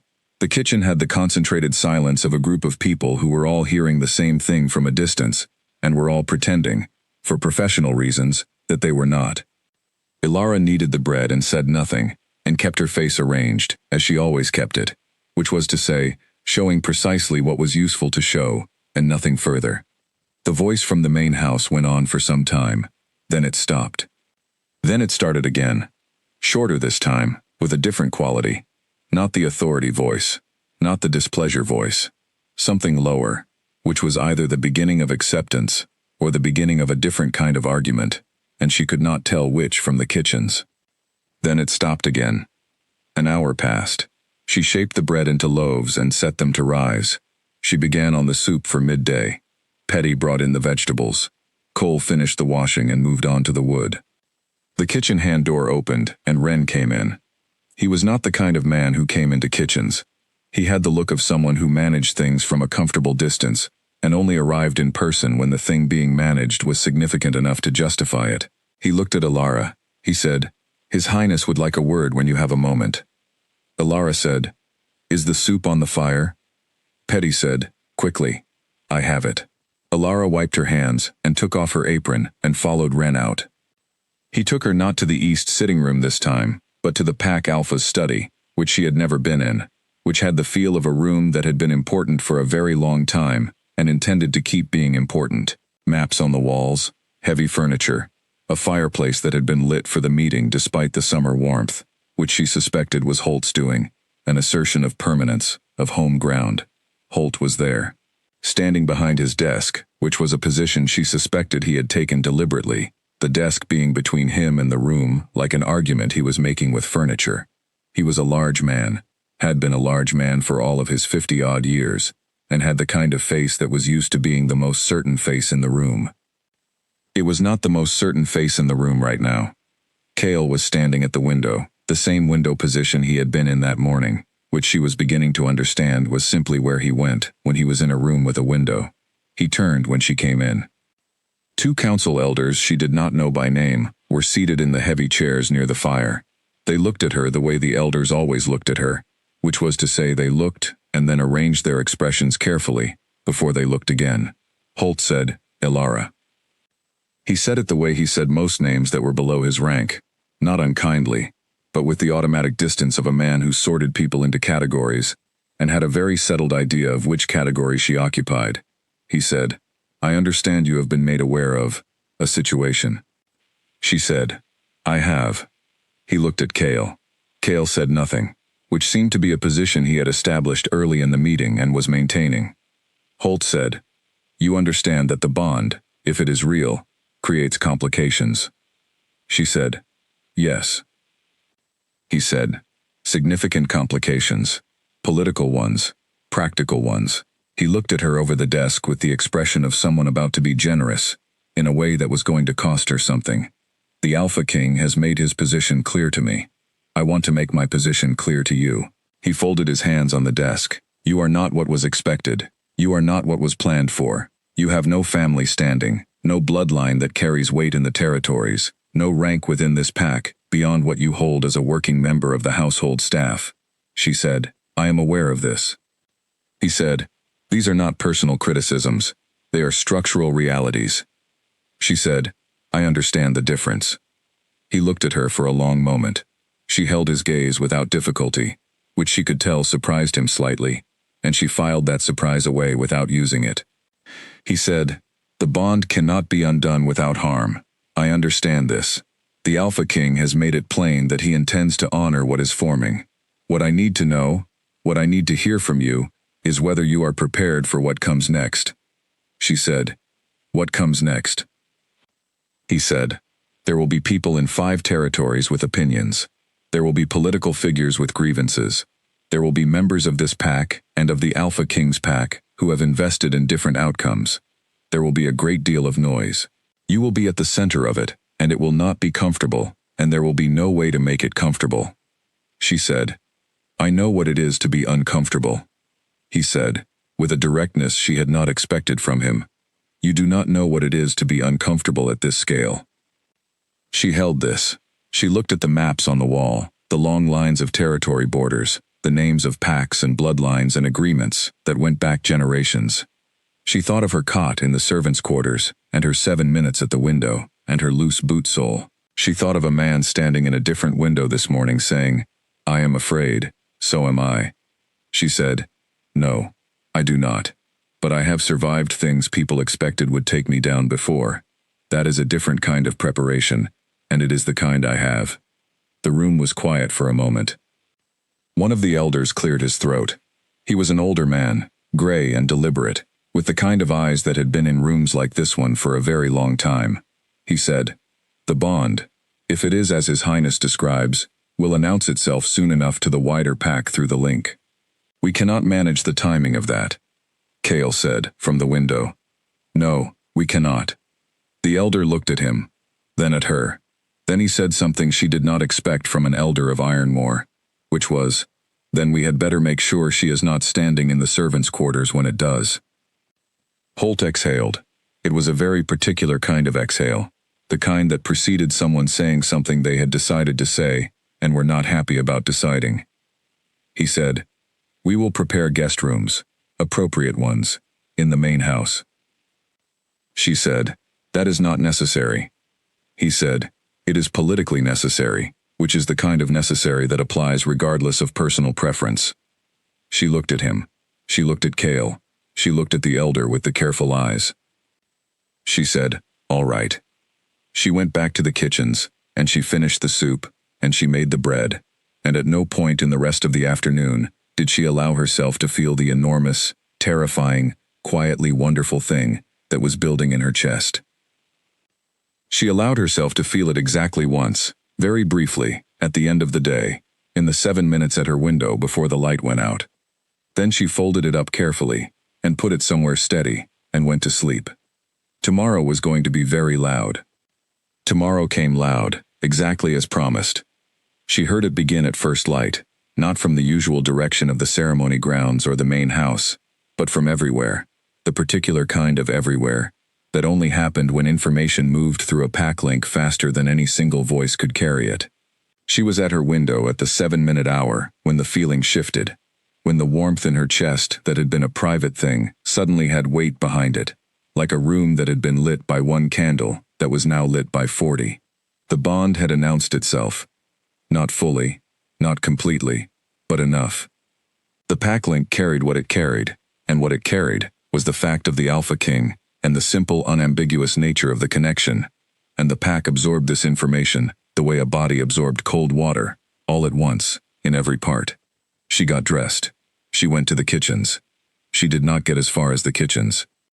The door to the servants' quarters opened onto the side path that ran along the outer wall of the main building, and she had taken 3 steps on that path when she stopped, because standing on it were 2 people she had never spoken to directly but recognized well enough. Vivian, the tall woman with the copper hair, and beside her a shorter woman with gray eyes named Lorette, who had been second in the ceremony line. She knew this because she had carried food to the preparation rooms. She had set the tray down in front of both of them, and she had left without being spoken to, and they had not spoken to her then either. They were speaking to her now. Not loudly, not cruelly, something that was more controlled than either of those things, which in her experience was often more difficult to navigate than outright loudness or cruelty, because it gave you nothing obvious to respond to. Vivian said, "You felt it too, just now." Alara said, "Yes." Vivian said, "So did every woman in this pack with the link." She looked at her steadily. "Are you aware of what you are doing?" Alara said, "I have not done anything." Lorette said, with a precision that had clearly been prepared, "You found his pups. You spent the afternoon with them. You were seen with him twice on the grounds, walking." Alara said, "I found 3 pups tangled in roots, and I untangled them. That is what I did." Vivian said, "And yet." Alara said, "And yet the bond is what it is, and I did not choose it, and neither did he, and if you have a complaint about the mechanism of how bonds form, it predates both of us by several thousand years." Vivian looked at her for a long moment. Something moved across her face that was not anger, and not generosity, but something between. The look of a person who had been prepared to feel one thing, and had found the situation too complicated for that one thing to work cleanly. She said, "He is in a difficult position." Alara said, "I know." She said, "He lost someone, 8 months ago." Alara said, "I know." She said, "You are not—" She stopped. She tried again. "This is not what any of us thought it would be." Alara said, "No, it is not what I thought it would be either." Another long moment. Then Vivian said, quietly, and this was not the controlled thing. This was something that had gotten past the control, without her intending it to. "He did not even look at us. He stood there, and he looked through 31 people, and then he left. It was—" She pressed her lips together. Alara said, "I am sorry, genuinely." Vivian looked at her. She seemed to be deciding something. Then she stepped aside from the path. It was not much of a step, but it was a step. She said, "Good luck. You will need it." Alara walked past them both and went to the kitchens. The kitchens were the same as they always were. This was one of the things she had always valued about the kitchens. They did not change based on what was happening in the rest of the building. The bread still needed baking. The fire still needed feeding. The vegetables still needed cutting. She had done all of these things in various states of her own life, and she found the continuity reliable, in a way she found most things in her life were not. Dorothy looked at her when she came in, looked at her fully, not the usual functional glance, and Alara looked back, and neither of them said anything. And then Dorothy handed her the knife, and pointed at the onions, and this was, in Dorothy's vocabulary, an act of great warmth, and Alara understood it as such and was grateful. She had been cutting onions for 20 minutes when Ren came in. He said, with the professional neutrality that was his natural voice, "There is a meeting in the main hall at mid-morning. His Highness has asked that you attend." She said, "As what?" He paused. He said, "As yourself." She cut another onion. She said, "I will need something appropriate to wear," he said, with the very slight shift of someone who had anticipated this and already handled it. "There is something in the guest rooms. If you would like to come before the meeting, there is time." She said, "Give me 10 minutes. She finished the onions. She washed her hands. She took off her apron for what felt like the 100th time this week, and she went with Ren to the guest rooms, which were exactly as far above her usual accommodation as anything could be, while still being in the same building. Someone had thought about color. The dress laid out on the bed was not white, nothing that would mirror the ceremony dresses, but a deep blue-gray that was simple and quiet, and also, she noted, would not clash with mud-stained boots, since she had a reasonable suspicion that someone had anticipated this might be relevant. She changed. She looked at herself in the glass on the wall and saw a version of herself she had not looked at in some time, cleaned up, dressed in something that fit, with her hair braided as she always braided it, which was simply and correctly, without decoration. She did not look remarkable. She looked like herself, rendered in something decent. She decided this was the best possible outcome and went down to the main hall. The main hall was full. Not all of Ironmore, not the working pack, not the kitchen staff, not the household members below a certain rank, but the people who mattered in the formal ordering of things. The pack alpha, the council, the senior household members, the heads of the leading families, the ceremony women, she noted, were not present, which she was uncertain how to read. Kale was at the front of the room. Ren stood behind him. 3 of his own guards flanked the walls. She came in through the side door and stood near the back. He looked up when she came in. The room felt it. The small shift of attention. The way a room always felt when the person it was gathered for focused on something specific. She kept her face arranged. She found the wall behind Kale's head and fixed her eyes on it and breathed steadily. He said, to the room at large, "Thank you for coming. Most of you have felt the news this morning before I could deliver it. I will be clear about what it means." No one spoke. He said, "A bond is forming between myself and a member of your pack." He paused. "Ilara, who is currently at the back of the room, and who I would like to ask to come forward." She moved. She walked up the center of the room, through the middle of all those eyes, and she kept her pace even, and her posture straight, and her face entirely composed. She stopped beside Kale. She did not look at him. She kept her eyes on the room. Holt said, from his position at the side, "His Highness has asked me to confirm that the relevant pack protocols have been observed. I can confirm this. The bond is acknowledged by this pack." He did not sound happy. He sounded like a man who had said the necessary thing. One of the council elders, not the gray-haired one with the careful eyes but the younger of the two, a man named Graydon, said, "What is the timeline? For the completion of the bond?" Kale said, "That is between Ilara and myself." Graydon said, "The political implications depend on..."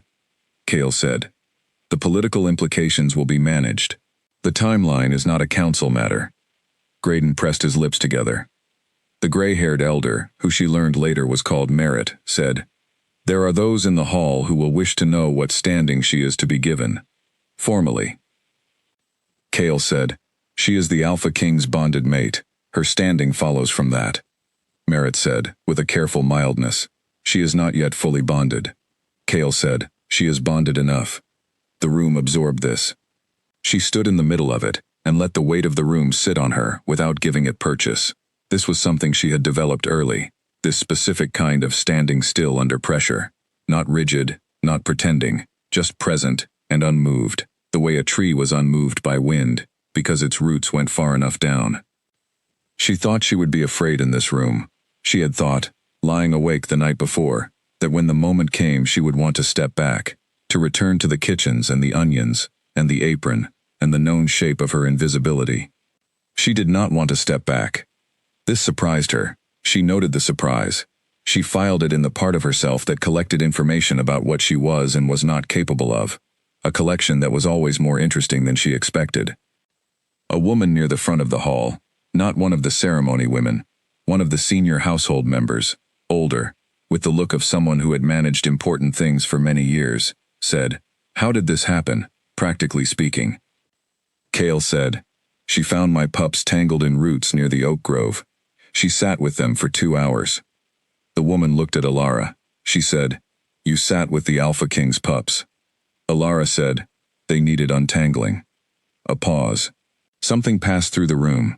Not warmth exactly, but the beginning of recognition. The first small movement of a thing that had been set in place, and was only now starting to shift. The woman said, "The pups were happy with her?" Kale said, "Entirely." The woman looked at Alara for a long moment. Then she nodded once, slowly, with the authority of someone whose nod carried meaning, and looked back at Kale. The meeting continued. There were more questions, more careful words from the elders, more of Holt's barely contained frustration finding professional expression. She stood and answered what she was asked, and kept her face the way she had always kept her face. And beside her, Kale was very still.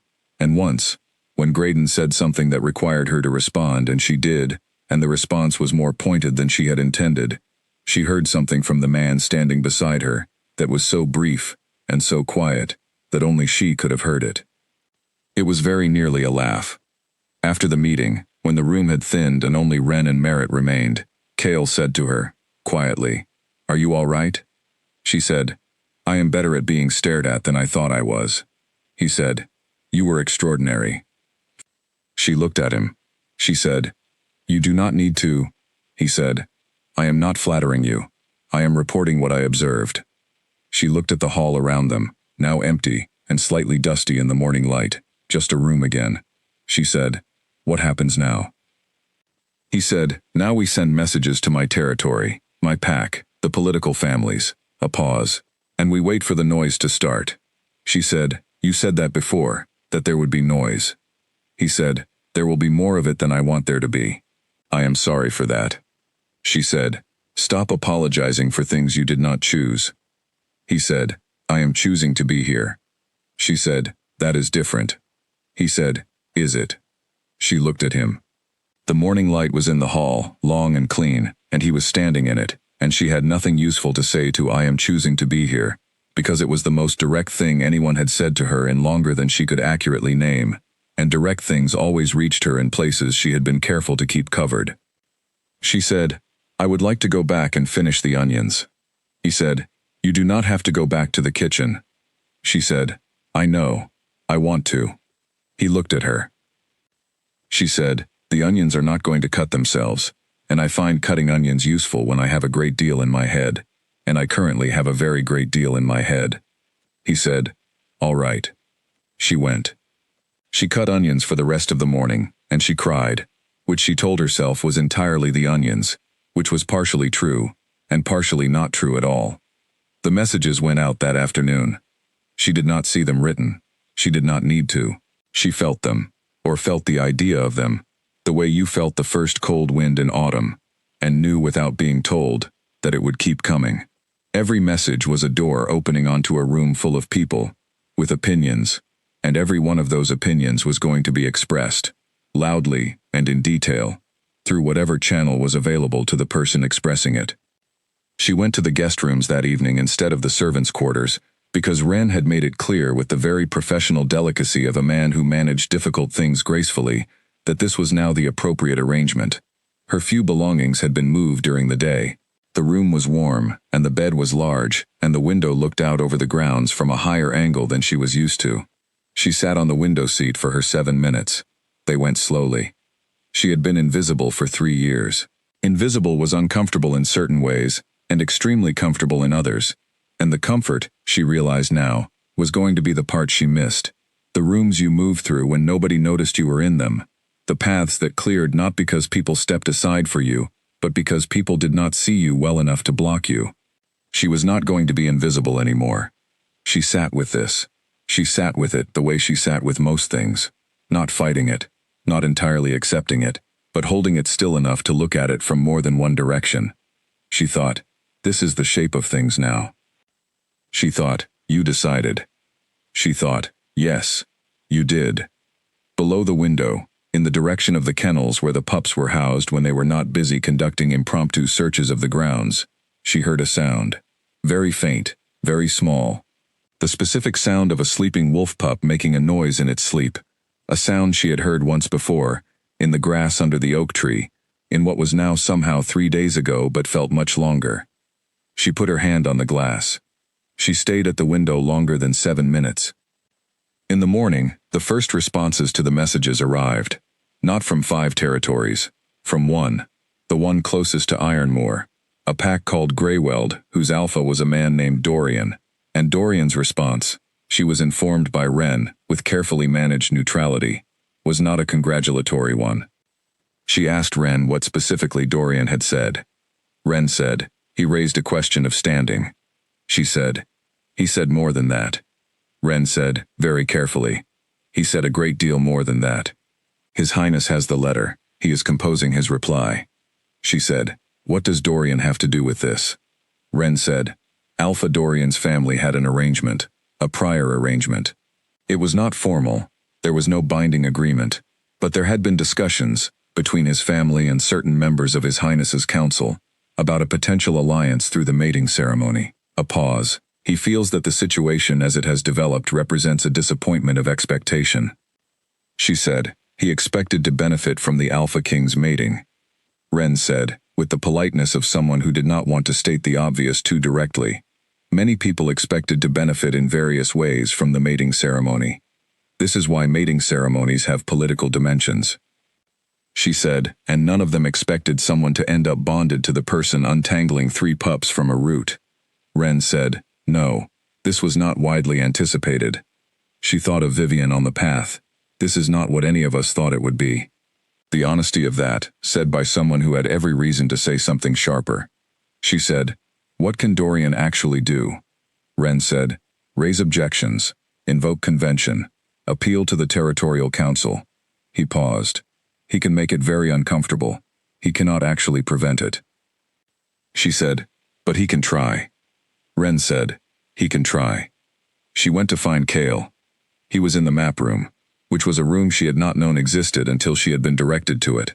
Small and plain, with 4 tables covered in maps, and a single window that faced north. He was standing at one of the tables with a letter in one hand, and his other hand flat on the map surface, looking at a section of territory near the western border. He looked up when she came in. She said, Dorian. He said, yes. She said, tell me what he actually said. He looked at her for a moment. He said that an Omega with no standing, bonding to an Alpha King, is irregular at best, and a political liability at worst, and that he intends to raise the matter with the Territorial Council, if I proceed without addressing his concerns. She said, what does addressing his concerns mean? He said, it means letting him benefit from the alliance another way. Land, trade, a council seat. He put the letter down. None of which I am inclined to give him as the price of proceeding with my own bond. She said, could he really take this to the Territorial Council? He said, he could invoke an old protocol. It requires a challenge from an outside alpha, but it is technically valid. He looked at her steadily. It would not succeed. But it would create noise for a significant period of time, and it would be unpleasant. She said, what is the protocol?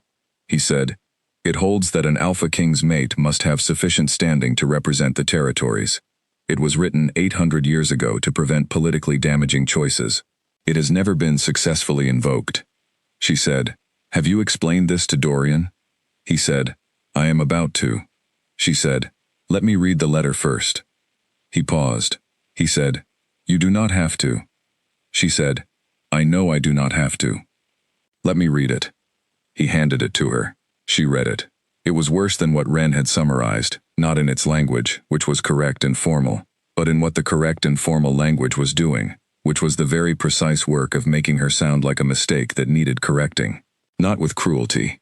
With the worst kind of dismissal, the administrative kind, the kind that put her in a category, and labeled the category, and moved on, as if people could be adequately described by the boxes they did or did not fit in. She read it to the end. She handed it back.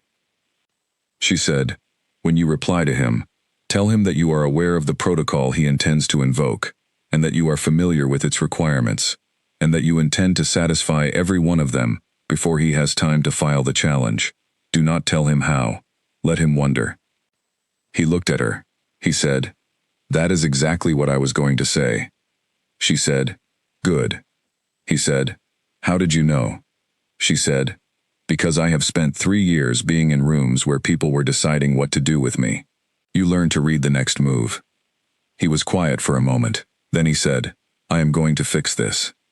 She said, I know. And then, because she meant it and it needed saying, I am not afraid of Dorian. He said, no, I did not think you were. She said, I am afraid of things that are worth being afraid of. Dorian is not one of them.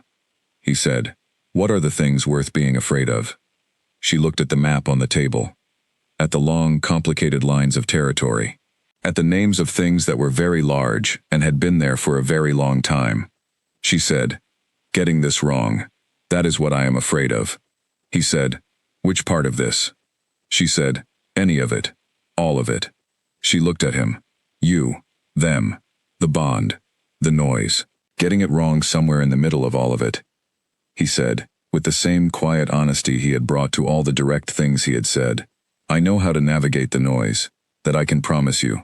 What I cannot promise you, what I cannot promise either of us, is that it will not require things. She said, what kind of things? He said, patience, stubbornness, the kind of standing still under pressure that you were doing in that meeting hall this morning. She said, I can do that. He said, I know you can. I have watched you do it. She looked at the map.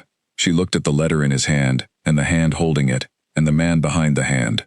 She thought of all the shapes her life had been, and all the shapes she had made herself into, to survive those shapes. She thought of the oak tree, and the mud, and the dark pup's small certain wag. She said, reply to him. He said, I am going to. She said, and then let us prepare. Whatever preparing looks like, because Dorian is clearly not going to be the last one. He looked at her with the expression that was not quite a smile but was where a smile lived. He said, no, he is not. He pulled out a fresh page and began to write. She stayed in the map room and looked at the territory lines until she had learned which names were where, and by the time he finished the letter, she had a reasonable idea of which direction trouble was most likely to come from next, and she found, to her own quiet astonishment, that she was ready for it. She was afraid. She had said this clearly and it was true, but she was ready, and she was discovering that those two things could coexist in ways she had not previously understood they could. Outside the window, the first of many more messages was already on its way back to Dorian. The noise was coming. She straightened her spine and let it come. 3 more letters arrived the following morning. She read all 3 before breakfast, standing in the map room, because Cale had left them on the table for her without being asked, which she understood was its own kind of statement. The 3 letters came from 3 different directions. One from a pack council elder in the Eastern Territories who had questions about precedent. One from a political family in the North, whose daughter had also been at the ceremony, and who used the word disappointing 4 separate times in 11 sentences, which was a remarkable level of commitment to a single word. And one, shortest and therefore most significant, from a member of Cale's own council, a man named Bernard, who served as the senior legal advisor to the Alpha King's seat, who wrote that he wished to speak urgently, at His Highness's earliest convenience, about matters of territorial protocol. She set Bernard's letter on top of the other 2. She went to breakfast. Cale was already in the dining room, which was a smaller room than the formal hall, used for household meals rather than pack assemblies. He had Wren with him, and a plate of food he was not eating, which she had noticed was a habit of his when he was thinking. The food appeared. He arranged his attention around the thinking. The food waited patiently. She sat across from him. She put Bernard's letter on the table beside his plate. He looked at it. He said, I have already seen it. She said, I know. What does Bernard want? He said, Bernard wants to remind me that the territorial protocol that Dorian has threatened to invoke has standing requirements that are not merely social. They are codified.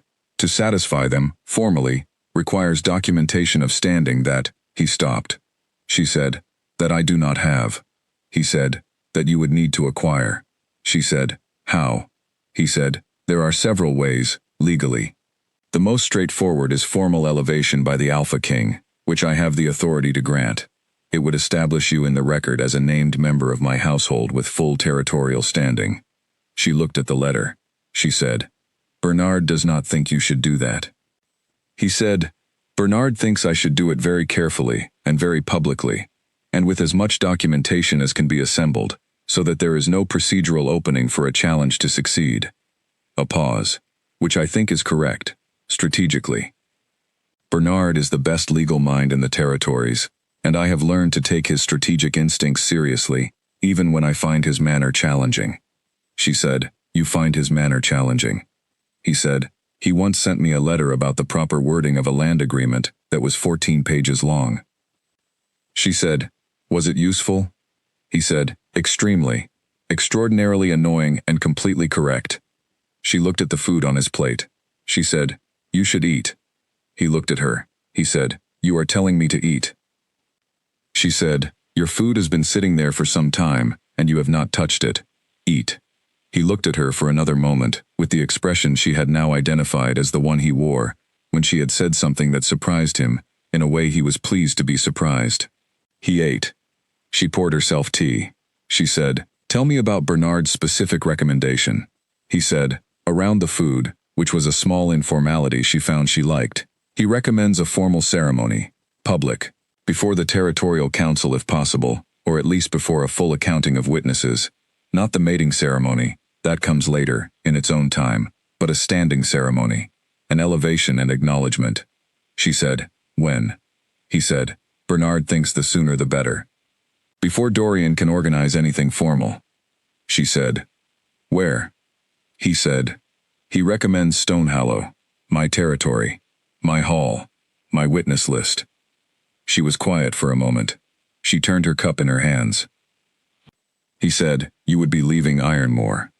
She said, "I understand that." He said, "Is that?" He stopped. He started again. "Is there anything here that makes leaving difficult?" She thought about it honestly. The kitchen, the onions, the 7 minutes at the window, the loose boot sole, which she had finally repaired 2 days ago with thread from the guest room sewing kit, the crack in the wall near her cot that had a pattern she had memorized in 300 nights of lying awake. Petty. Dorothy, who had handed her a knife and not said anything, and been entirely right not to say anything. She said, "There are things," she said, "nothing I would choose over what is happening, but things I would have liked to say proper goodbyes to." He said, "We can stay long enough for that." She said, "A day." He said, "A day." She said, "When do we leave?" He said, "The day after tomorrow, if that is enough time." She said, "It is enough time." She went to the kitchens first. Dorothy was there, Cole was there, Owen and Gil, and Petty, who looked at her when she came through the door, and went very still, in the way that young people went still, when they had realized something was ending, and had not been able to prepare for it. She said, "I am going. The day after tomorrow." The kitchen absorbed this, the way kitchens absorbed everything, by continuing to function around the information. The fire kept burning. Something kept simmering. Coal kept washing. She said, "I wanted to tell you myself." Dorothy said, in the particular voice she used for things she was not going to make large, "I will need a new knife hand." Alara said, "Owen is faster than me, and Petty has learned most of the preservation list." Dorothy looked at her. She said, "I was not asking for recommendations." Alara said, "I know." Dorothy looked at her for a long moment with those solid, experienced eyes. Then she went back to whatever she had been doing, which was Dorothy's way of saying everything that Dorothy did not say. Petty came to her later, when the morning was moving into midday, and the kitchen was getting loud with the preparation of the meal. She came and stood beside her at the table, and did not say anything for a moment. Then she said, very quietly, and with great seriousness, "I am going to tell people I knew you before." Alara said, "Before what?" Petty said, "Before all of—" She gestured, with a small encompassing motion, at everything. Alara said, "You did know me before." Petty said, "I know, but I want to be clear that I knew you before. It matters." Alara looked at her, 15 years old, with her wide eyes, and her talent for being exactly where information was exchanged, and her completely unreliable ability to contain any piece of that information for more than a few minutes. She had been, in the quiet way of things that were not named, a friend. The only kind Alara had had room for, the kitchen kind, the proximity kind, the kind made of shared mornings, and stolen conversation, and the specific warmth of being reliably in the same place as someone. She said, "It matters to me too." Petty said, very quickly, before she could think better of it. "Do you think you could, when you are at Stonehallow, do you think there might be a place for someone who is very good at?" Ilara said, "I will find out." Petty said, "You do not have to." Ilara said, "I want to." Petty made a sound that was not quite a sob, and not quite not one, and then recovered herself with tremendous speed, and picked up a spoon, and began stirring something that did not need stirring, and Ilara went back to her work. The last full day in Ironmore passed with the specific quality that last days had. Everything a little sharper and a little slower. The familiar things more themselves because they were on their way to becoming memory. She walked the grounds that evening. She went to the oak tree and looked at the roots and thought of 3 small pups. She went along the fence line and checked the 2 posts she had marked on the back of her preserve list, and they were still not repaired, which she found both unsurprising and somehow comforting in its consistency. She sat on the low stone bench in the east garden in the dark and stayed there until the stars came out. She heard him arrive without looking up. He sat on the other end of the bench. The garden was very quiet. He said, "How are you feeling?" She said, "Ready." "Afraid." "Both." He said, "Good." She said, "Good." He said, "Ready and afraid is the right combination. Only ready is overconfidence. Only afraid is paralysis." She said, "What are you?" He said, "Ready and afraid." She said, "Good." He almost smiled. She could see it in the dark, just barely, the ghost of where the smile would be. She said, "Tell me about Stonehallow." He said, "What do you want to know?" She said, "What it feels like." He was quiet for a moment. Then he said, "Cold. In the morning, there is a river to the west, and the air comes off it in the morning, and it is cold even in summer. The trees are different from here, darker, closer together. The stone in the walls is granite, which does not hold warmth the way limestone does." He paused. My pack is formal in a way this one is not. They have opinions about process and protocol and the order of things. They will need time." She said, "How much time?" He said, "Less than they think, more than they will offer." She said, "And your pups?" He said, "The burrito was cold. They will be at the gate when we arrive. I cannot tell you precisely how they will know we are arriving, but they will know." She said, "They always know where they want to be." He said, "Yes." She looked at the garden. She looked at the lavender bush where Soot had conducted his campaign against the upper branches. She thought of arriving at a gate she had never seen, and of 3 wolf pups and a river that was cold even in summer. She said, "Will it be mine, Stonehallow?" He said, "Yes." She said, "I have not had a home. Not really. Not in a long time." He said nothing for a moment. Then he said, "I know. I am sorry for that." She said, "You are not responsible for." He said, "I know. I am sorry anyway." She held this. She did not argue with it. She let it be what it was, which was someone sorry for her on her behalf, which was different from pity, and she could feel the difference. She said, "I would like it to be mine. I want to be clear about this. Not as a guest. Not as a person who stays in the nice rooms because circumstances have led her there. I want to belong to it." He said, "Then it will be yours, and you will belong to it. That is not something I grant you. It is something you are going to build, the way you built yourself a place here. By being there, and being useful, and being exactly as steady as you are." She said, "You have only known me for 5 days." He said, "I know, I am very certain for 5 days." She looked at the stars. She said, "So am I." The bench was quiet. He reached across and put his hand on the bench between them, palm up, not reaching for her, not taking, just placing his hand there, in the space between where she was and where he was, an offering of a very simple and very clear kind. She looked at it for a moment. She put her hand in his. They sat in the garden with the stars coming out above the oak trees, and the lavender bush standing silver in the dark, and the pups, somewhere in the building, making whatever noise 3 wolf pups made, when they had had a good day, and were settling for the night. She was ready. She was afraid. The day after tomorrow she would leave Ironmore, and what came after that was going to be large and loud and complicated and not what she had planned. And all of that was true, and she sat with her hand in his and felt the bond warm and steady in her chest, like something that had always been true and was only now becoming visible. Tomorrow she would say her goodbyes. Tonight she sat under the stars and let herself have this, which was perhaps the bravest thing she had done yet, braver than the Hall and braver than Holt, and braver than any of the things that were still coming, because this was choosing to want something, openly, without the careful management of wanting. She had put that part of herself on a high shelf a long time ago.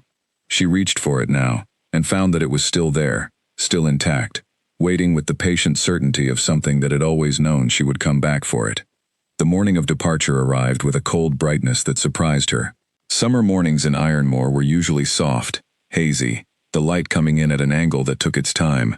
This morning the sky was very clear, and the light was sharp, and she saw the grounds as she had not seen them since she arrived, with the particular clarity of a first look or a last one. She washed her face, she braided her hair, she folded the 2 pieces of clothing she had brought to the guest room, the rest she had been given, and she had decided, carefully, to leave most of it behind. She would not arrive at Stonehallow wearing Ironmore's hand-me-downs. She would arrive in what she had, which was her own clothes, and her repaired boot, and her braid, and the 42 years of everything before this morning, compressed and carried as she always carried things, quietly, in the body, without putting them on display. She went down to the kitchens for the last time. Cole was there. He looked at her across the room and nodded, which was more than he usually managed before noon, and she took it as the significant gesture it was. She found a clean cloth, wet it, and wiped down the main preparation table. Then she dried it. She hung the cloth back on its hook. She straightened the knife rack. Dorothy came in. She watched Alara straighten the knife rack. She said nothing for a moment. Then she went to the shelf where the preserves were catalogued, and she took down a sealed jar, a small one, the dark red variety, that Alara knew from the smell when the seals were opened was the plum preserve, that Dorothy had perfected over 30 years, and offered only when she thought the person in front of her had earned it. She set it on the table. She went back to the fire. Alara looked at the jar. She picked it up. She said, to Dorothy's back, "Thank you." Dorothy said, "The new girl will not be able to find her own feet for a week. Try not to send her something difficult." Alara said, "I will send her something she can manage." Dorothy said, "And write to me when the other things calm down." Alara was quiet for a moment. She said, "I did not know you wanted."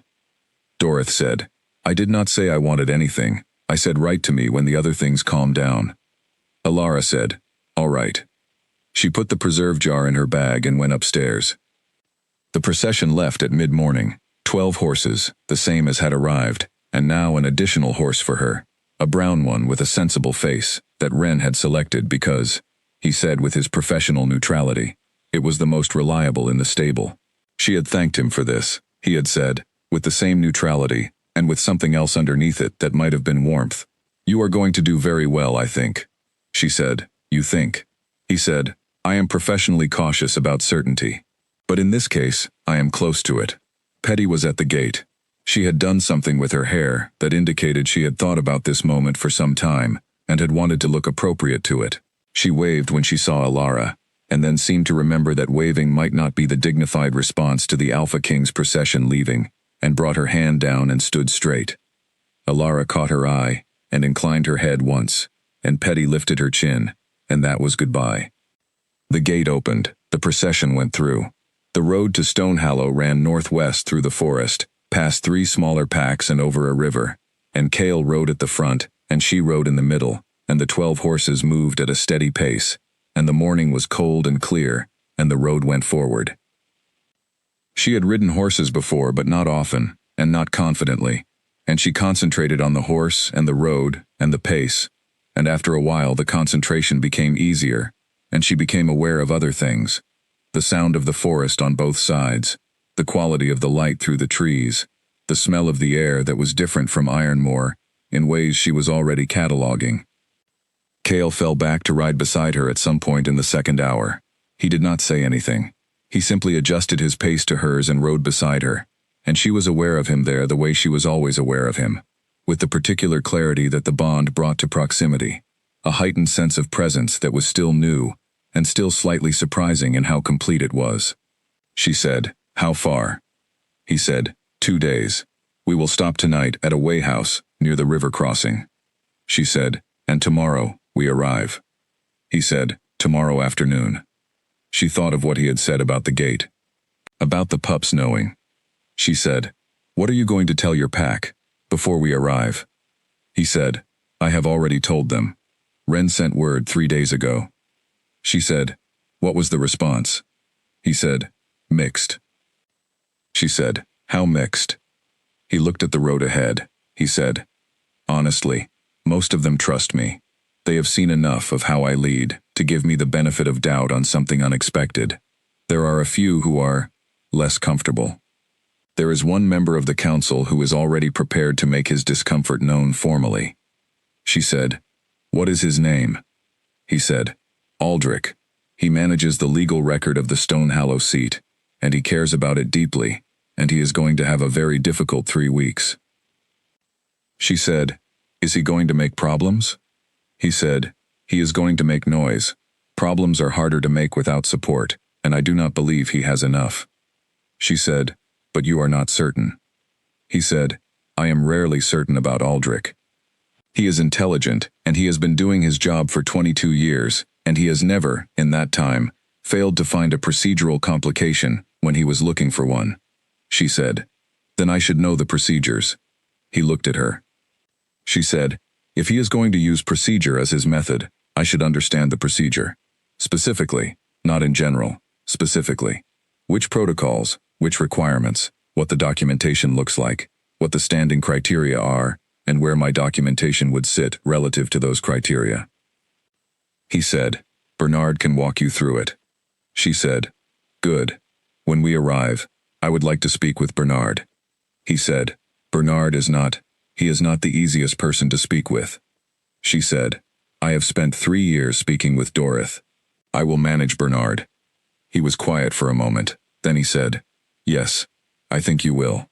They rode. The forest changed around them as they moved north, the trees becoming what he had described, darker, closer, the light coming through at a different angle. The road was well maintained, the stones solid under the horse's feet. She felt herself settling into the rhythm of the ride, the steady pace of it, and found that it suited her, this kind of forward movement with everything she was leaving already behind the last bend, and everything that was coming still over the next one. She found, someone who could do this, move toward things. She had told herself, in the years of staying still and staying small, that this was the kind of person she was, a person who waited, who endured, who managed the situation she was in, rather than making her way toward a different one. She was discovering, at a pace that was slightly alarming, that she had been wrong about herself. Or perhaps she had been right, and circumstances had changed what was possible, and she was simply the same person in a larger room. She thought about this for a while, riding through the darkening forest. The way house at the river was warm and small and smelled of pine and river water. She ate dinner with Kale and Wren, and 2 of the guards who were both quiet, competent men, who treated her with a careful respect that she was going to have to get used to. She ate everything on her plate, which she did as a matter of principle. After dinner she went to look at the river. It was wider than she had expected and darker, moving quickly in the summer-low way of mountain rivers that had somewhere urgent to be. She stood on the bank and listened to it, the constant sound of it, and thought about rivers that were cold even in summer, and granite walls that did not hold warmth like limestone. She thought, "It is going to be mine." She thought, "Yes, it is."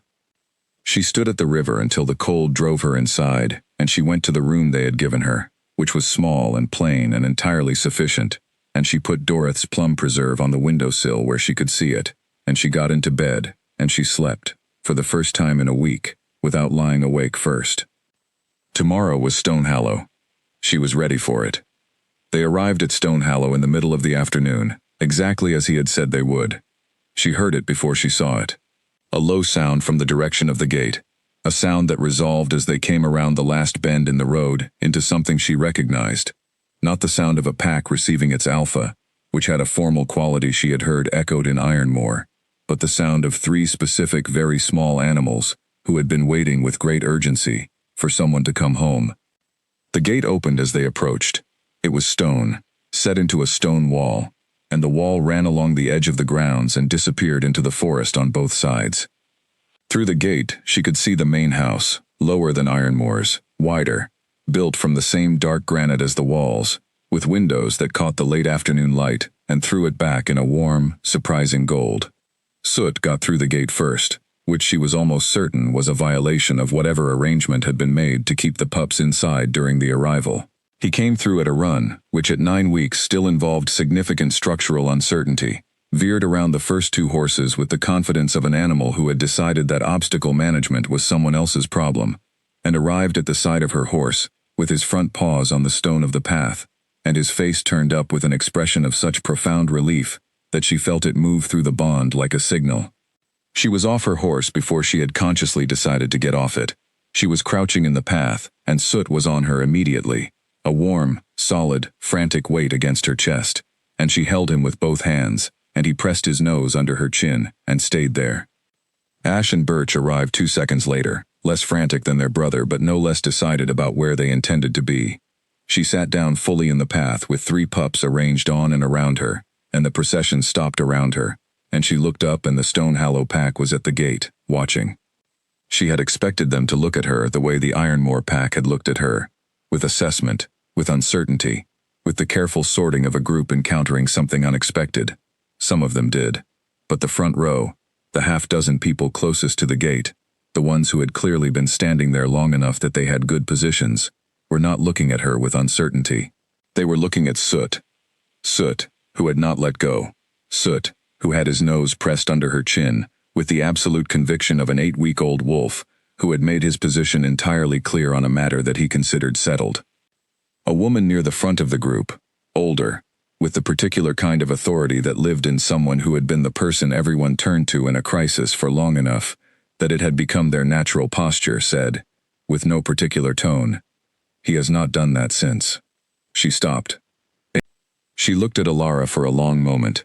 Then she looked at Kale, who had dismounted, and was standing at his horse's head watching all of this, with the same contained quality he always had, which Alara had come to understand, was not absence of feeling, but its opposite, the way things went very still in him when he felt them most.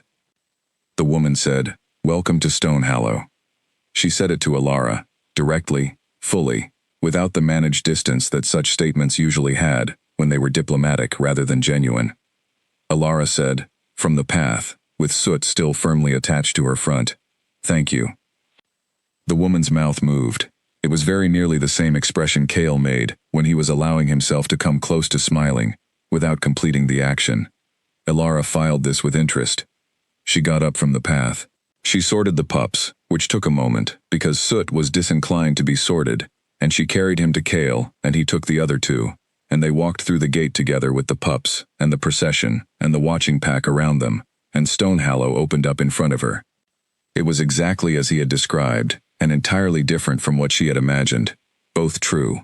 The stone was dark as he had said, the walls, the house, the paths, everything gray and solid and old in the way of things built to last, rather than to be admired.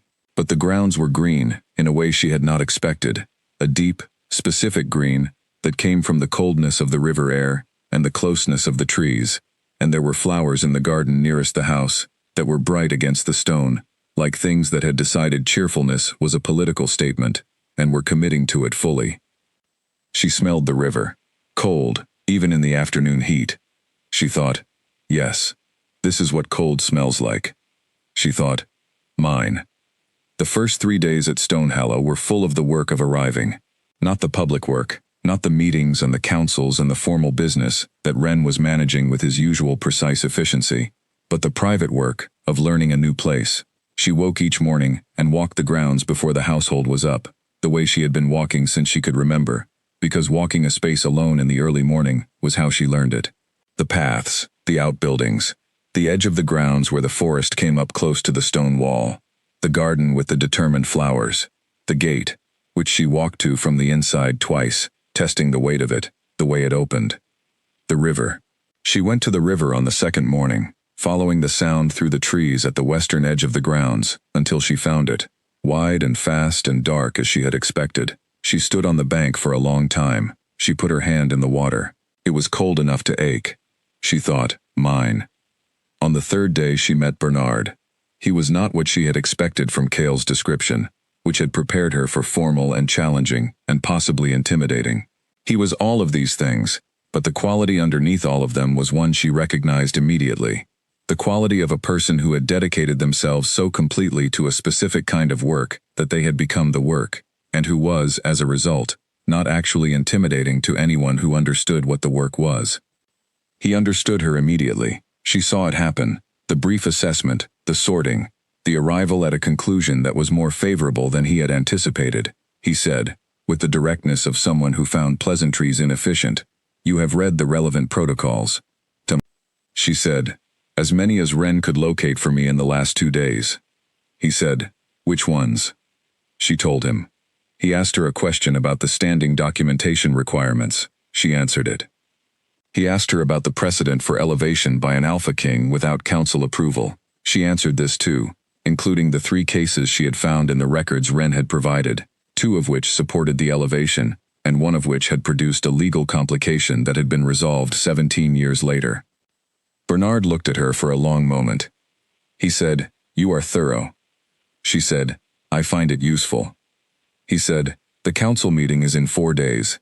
Aldrich will raise the standing question." She said, "What exactly will he say?" He said, "He will say that the protocol requires documented standing within a recognized pack, and that Ironmore's documentation of your position there, which is as a kitchen worker, does not satisfy the criteria." She said, "Can he invoke Dorian's challenge within the same proceeding?" Bernard said, "Technically no, they are separate procedures, but he can reference Dorian's stated intention and use it as supporting context for his own objection." She said, "And the elevation ceremony, if we do that before the council meeting?" Bernard said, "If the elevation ceremony is conducted formally, with correct witness documentation, it preempts the standing question. Aldrich loses his procedural ground." A pause. "He will not lose gracefully." She said, "I am not asking for graceful, I am asking for correct." Bernard looked at her for the second long moment. He said, "The elevation ceremony needs to happen tomorrow." She said, "Then let us plan it for tomorrow." He said, "I will need 3 hours with you this afternoon to prepare the documentation." She said, "I have 3 hours." He said, "His Highness mentioned you were thorough. I assumed this was a personal observation, rather than a professional one." She said, "He has seen me cut a wheel of cheese." Bernard said, "I see." He pulled out paper. "Let us begin." They worked through the afternoon. It was meticulous work, the kind that required precision and patience and the ability to hold many related details in your head simultaneously, while making sure none of them contradicted each other. She was good at this. She had spent 3 years running the preservation inventory, and the weekly kitchen accounts, and the complex scheduling of what got prepared in which order to make sure the midday meal and the evening meal arrived at the right temperature. And none of that work showed up in any record that mattered to the people in this room, but it had built in her exactly the capacity this work required. Bernard noticed. He did not say anything about it, but she could tell he noticed, in the way that precise people noticed precision in others without making an event of it. At the end of 3 hours, with the documentation drafted and Wren summoned to review it, Bernard said, "You should know that I had reservations." She said, "I know." He said, "I want you to understand that those reservations were procedural, not personal." She said, "Procedural concerns are the legitimate ones." He said, "Yes." A pause. "I no longer have them. Procedurally." She said, "What about personally?" He said, with the small, dry precision of someone who was going to give her a compliment as efficiently as possible and get it over with. "Personally, I think Aldrich is going to have a very unpleasant council meeting." She said, "Good." She walked back through the grounds to the main house in the early evening, when the light on the granite was exactly the color he had described, warm and gold against the gray, and the river air came through the trees to the west with its cold, particular smell, and the determined flowers in the garden were closing for the night. She went to find Cale. He was in the study, which was larger than the map room in Ironmore, with the same window-facing habit she had come to expect from him, and a desk that had the look of a surface where real work happened regularly. He turned when she came in. She said, "Tomorrow." He said, "Bernard told me." She said, "Are you ready for it?" He said, "I have been ready. I was waiting for you to be ready." She said, "I have been ready for 2 days. I was waiting for Bernard to be ready." He said, "Were you worried he would not be?" She said, "I was worried he would find a procedural problem I had not anticipated." He said, "And?" She said, "He did not. Or if he did, he resolved it before I arrived, and I will never know." He said, with the small, private quality of his almost smile, "He likes you." She said, "He has not said that." He said, "Bernard does not say things. He asks fewer and fewer questions. When Bernard stops asking questions, he has decided he trusts the situation." She looked at the window. The evening was settling over the grounds outside, the forest going dark at the edges, the granite holding the last of the light. She said, "Your pack, the ones at the gate, the woman who spoke." He said, "Clara. She manages the household." She said, "She looked at Soot." He said, "Yes." She said, "What was she going to say?" Before she stopped. He was quiet for a moment. He said, "He did that with his mother. When she came home from somewhere, he would get through whatever barrier was between him and her, and press his nose under her chin, and stay there." A pause. "He has not done it since she died." She held this for a long moment. She did not say anything, because there was nothing to say that would not make it smaller than it was, and she had learned from him that some things were best held in silence. He said, after a while, "I want you to know something." She said, "Tell me." He said, "The bond, what is building. I am not replacing what I lost. I am not trying to rebuild it. I am not." He stopped. He started again, more carefully. "I am not doing this because I am in grief, and you were kind to my pups. I want to be very clear about this." She said, "What are you doing it for?" He said, "Because when I came around that tree, everything in me that I have spent 11 years building into something controlled and careful and manageable went entirely still and said, 'There she is.'" The study was very quiet. She said, "That is a very large thing to say." He said, "Yes."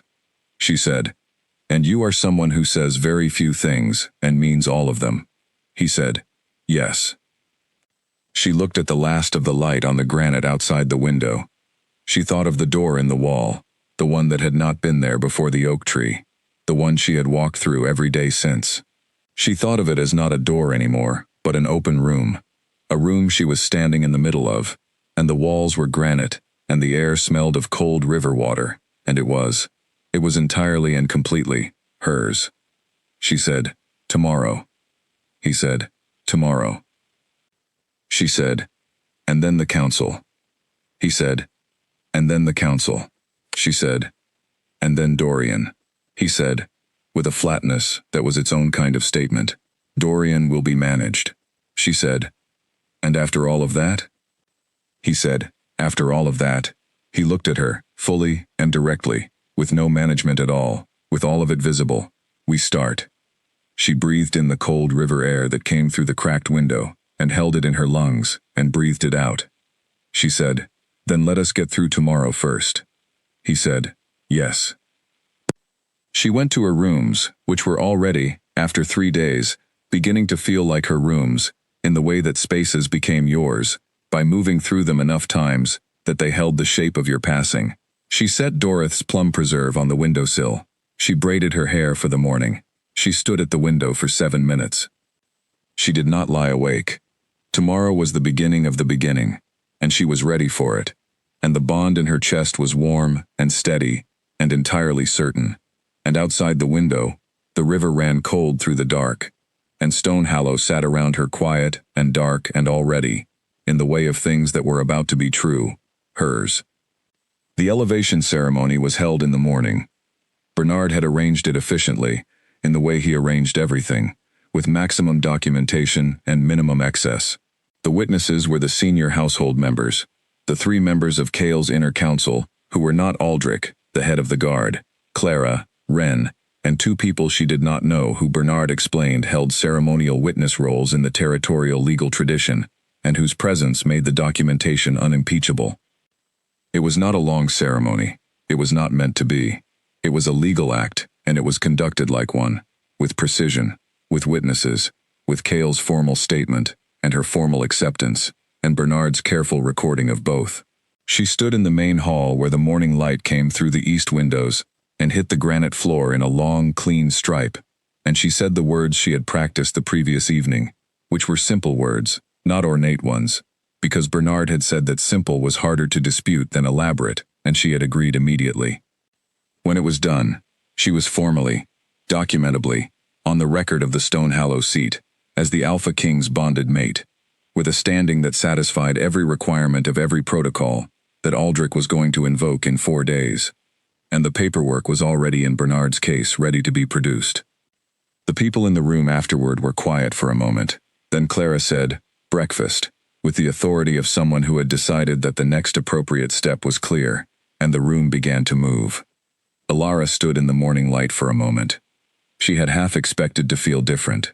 She felt the same, which on reflection was what she should have expected. She was the same person she had been at dawn. The documentation did not change what she was. It simply made it visible to the systems that required visibility. The bond in her chest was very warm. She went to breakfast. In the 4 days before the council meeting, she learned Stonehallow. She learned it the way she learned everything, by walking through it, by being useful in it, by understanding its rhythms and its patterns, and the people in it who kept it running. She spent time with Clara, who managed the household with the same style Dorothy had used in the kitchens, minimal words, maximum competence, and who, Ilara discovered, had been with the Stonehallow household for 30 years, and had the kind of institutional memory that made her an encyclopedia of everything that mattered, and some things that didn't. She spent time with the stablemaster, an older man named Hugh, who had the deep patience of people who worked with animals, and who answered her questions about the grounds, with the quiet pleasure of someone who had waited a long time for anyone in the household to ask. She learned which paths flooded in autumn. She learned which parts of the forest wall needed attention before winter. She learned that the river ran higher in spring, and that the grounds had flooded 3 times in the last 100 years, and that the raised sections of the East Garden had been built specifically as a response to the most recent flood, 30 years ago, which Hugh had been present for, and described with the relish of a man who had a very good story, and was pleased to have someone to tell it to. She learned the Pups' schedule, which was to say she learned that they did not have one, and that the attempts to provide one had been unsuccessful, and that the compromise position was a loose framework that the Pups interpreted as a series of suggestions they might or might not follow depending on their own current interests. She found this entirely characteristic. Soot appeared wherever she was, with the reliability of a shadow, and the additional complication of occasionally tripping people. She took him with her when she walked the grounds, and he kept pace beside her, with the serious focus of a pup who had decided he had a role, and was committed to it. On the morning of the council meeting, she was up before the light. She did not go to her window. She went to the river. She stood on the bank in the dark before the dawn came, in the cold air that came off the water, and she thought about nothing in particular. This was the practice she had developed instead of worrying, which was to stop the mind from running ahead and bring it back to the present, to the cold air, and the dark water, and the sound of it moving. She had discovered this method years ago, and found it reliable for everything except the few things that were too large to be managed by returning to the present.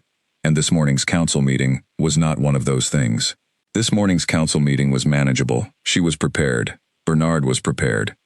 Aldrich was going to have, as Bernard had predicted, a very unpleasant morning. She went back and dressed. The council assembled in the formal hall, different from the main hall where the elevation ceremony had been, larger and more deliberate in its formality, with a long table and chairs, and the particular quality of a room where decisions were made regularly, and the room had absorbed that quality into its walls. 7 council members, Cale at the head. She sat to his right, which was where she sat, because that was where she sat. Aldrich was across the table and 3 seats down. He was a compact man, precise in his dress and posture, with the kind of face that was in its natural state slightly displeased, and became more so as the morning progressed. She had been told he was intelligent. She could see this. She could also see, from the very precise way he had arranged his papers in front of him, that he had prepared extensively for this meeting, and she found this useful, because the people who prepared extensively usually announced what they were going to do before they did it, by the way they arranged their materials. The meeting covered 2 items of pack business before it reached the third. The third item was her. Aldrich did not look at her when he raised it. He looked at Cale. He said, with the formal precision of a man who had drafted this statement carefully, "I wish to raise a procedural concern regarding the standing documentation of His Highness's bonded partner, as referenced in the elevation record filed this week." Cale said, "Go ahead." Aldrich said, "The territorial protocol governing the Alpha King's mate requires documented standing within a recognized pack structure, at a level that represents the territories credibly. The documentation provided references Ironmore Pack, where the individual's recorded role is domestic household staff." He looked at the papers in front of him. This does not satisfy the standing requirement. He placed 3 papers on the table. He looked at Cale. He looked, for the first time, at Alara. She looked back. Bernard said, from his position at the side of the room, where he sat because council meetings were Cale's business, and his job was to advise and document, rather than to occupy council seats. "If I may," Cale said, "please." Bernard opened his case. He placed 5 papers on the table. He said, "The elevation ceremony conducted 4 days ago established formal standing within the Stonehallow seat. The documentation satisfies the territorial protocol's requirements under sections 7 and 14, which specify recognized pack standing at time of bond completion, not at time of bond formation. The standing was established prior to the council meeting at which the concern is being raised, and it is entirely procedurally correct." Aldrich looked at the papers. He picked one up. He read it. He placed it back. He said, "The elevation was..." He stopped. He picked up another paper. He read it. He placed it back. He said, "The witness list." Bernard said, "All correctly documented, including 2 territorial legal witnesses." Aldrich said, "This was..." He stopped again. He looked at his own papers. He looked at Bernard's papers. He set his papers down. He said, "When was this filed?" Bernard said, 3 days ago. Aldrich said, "Before this meeting." Bernard said, "Yes." Silence.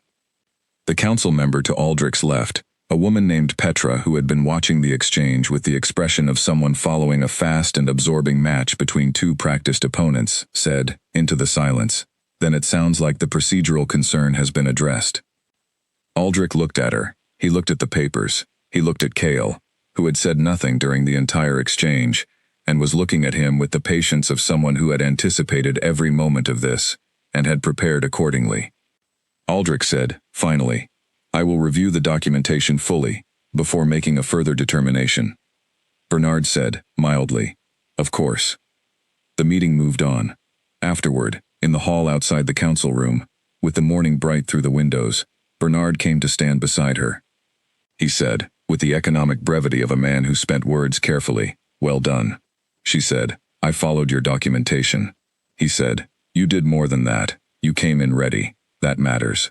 She said, "Aldrich will look for another opening." Bernard said, "He will not find one that is cleaner than this one. He is thorough, but he is not creative. This was his best move, and it did not work." She said, "What about Dorian?" Bernard said, "Dorian's challenge requires an outside alpha and a council hearing. Now that the standing documentation is formally in place and unchallenged at council level, the hearing would be very difficult to sustain." He paused. "Dorian may not know this yet. He will find out." She said, "When?" He said, "I intend to send him a very thorough letter this afternoon." She said, "How long will it be?" He said, with a look that might have been the closest Bernard came to amusement, 14 pages, I expect." She said, "Good." She went to find Cale. He was in the courtyard behind the main house, which she had learned was where he went after council meetings, the way she went to rivers and gardens, to let the room's formality fall off him. He was standing in the cold air with his back to the house when she came out. He turned. She said, "Aldrich is going to review the documentation." He said, "He will not find a problem." She said, "No, he will not." He said, "Bernard." She said, "Bernard." He looked at her for a moment. He said, "That is not all, Bernard." She said, I provided the standing documentation timeline. He built the legal argument. He said, he told me you walked him through 3 precedent cases. She said, I found them useful. He looked at her with an expression that had moved past the almost smile, into something more honest, something that was simply there, unmanaged, in the cold morning air of the courtyard. He said, you are remarkable, Ilara. She said, I am thorough, there is a difference. He said, not from where I am standing. She looked at the sky above the courtyard, cold and clear. The same sky as the morning she had left Ironmore, sharp and bright and very wide. She said, Dorian will get Bernard's letter this week. He said, yes. She said, and then? He said, and then we will see what he does with 14 pages of Bernard. She thought of 14 pages, precisely worded, sent to a man who had tried to make her into an administrative problem, and had found her instead into an administrative certainty. She thought, mine. She went inside. The pups were in the entrance hall, in a patch of sunlight, asleep in a pile with the complete and committed energy of small creatures who had had a very busy morning, doing nothing in particular, and were exhausted by it. She stopped in the hall and looked at them. Soot opened one eye, looked at her, closed it. She stepped over them carefully and went to her rooms and sat on the window seat and felt the bond in her chest warm and steady, and the river ran cold in the distance, and Stone Hollow was quiet around her, and she was, against all the careful plans she had made to want nothing and stay invisible, entirely home. Dorian's reply arrived 11 days after Bernard's letter was sent. She was in the map room when Wren brought it in. She had been spending time in the map room, learning the territory lines the way she had learned the fence line in Ironmore, with her own eyes and her own hands, because maps gave her something to hold on to when the abstract became too abstract, when the political was too large to think about all at once. She could trace a border with her finger and reduce it to something the size of a hand. Wren set the letter on the table. She looked at it. She looked at the seal. A gray wolf, on dark wax, the Greyweld seal, pressed firmly, which she had learned to read as indicating Dorian's current emotional state, because a firmly pressed seal meant a firm hand, which meant impatience. She picked it up and read it. Dorian was not someone who backed down easily. She had understood this from the first letter, but the first letter had been certain of its legal ground, certain of its position. This letter had a different quality. It was still formal, still correct, but there was something in the way it was written that had the feeling of a man who had gotten 14 pages of Bernard, and had spent several days being very angry about it before sitting down to reply. He was not conceding, he was recalibrating. He had dropped the standing argument. Bernard's documentation had closed that door completely, and Dorian was not going to press on a locked door. He had found a different argument. He was invoking the protocol from a different angle, not standing, but representation. He argued that a mate who had no public history of leadership, no visible role in pack governance, no prior experience managing the kinds of relationships and obligations that came with 5 territories, was not adequate representation of those territories regardless of formal documentation. It was, she noted, a more intelligent argument than the standing one, harder to close with paperwork. She set the letter down. She picked up her pen. She wrote 3 sentences on a blank sheet of paper, folded it, and went to find Bernard. He was in his office, which was a room she had come to think of as the most deliberately useful room in the building. Every surface organized, every paper in a specific place, no concession to comfort that was not also functional. He looked up when she came in. She put the letter and her 3 sentences on his desk. He read the letter. He read her 3 sentences. He looked at them both for a moment, and then looked at her. He said, "This is the correct response." She said, "I thought so." He said, "You have already drafted the argument." She said, "In outline. You will need to make it 14 pages." He said, "I may be able to do it in 11. This is a narrower argument." She said, "Make it thorough." He said, "Always." She went back to the map room. The 3 sentences she had written were these: Dorian's argument requires proof of inadequacy, not proof of adequacy. The burden of demonstrating that I am insufficient representation belongs to him, not to me. Ask him to provide it. It was the kind of logical structure that looked simple on the surface and became, when you tried to satisfy it, extremely difficult. Demonstrating that someone was insufficient was not the same as demonstrating that they had not yet done a thing. She had not had the chance to represent the territories. She had been here 11 days. 11 days was not enough time to be inadequate in any demonstrable way, and it was also not enough time to have established a visible record of governance. What she had been for 11 days, was present, learning, asking the right questions, meeting the household, the council, the people who ran things. She had not made a single decision of any consequence in 11 days, which was correct and appropriate, and it was also, she now understood, part of what she was building. Not a record of what she had done, a foundation for what she would do. She went to Clara. Clara was in the linen room, which was where Clara went when she was doing her own thinking, because the linen room required attention, and attention suited thinking. She looked up when Alara came in. Alara said, "I would like to understand the household accounts." Clara said, "Why?" Alara said, "Because I have been here 11 days, and I do not understand them, which means I do not understand the household, and I will not understand the territory, until I understand the household." Clara looked at her for a long moment. Then she put down the sheet she was folding and said, "Sit down." They spent 3 hours on the accounts. Clara was not a patient teacher in the way that patient teachers were patient. She did not repeat herself, and she did not simplify, and she did not pause to check for understanding. She taught the way she managed, by moving forward at the pace of someone who assumed the person beside her would keep up.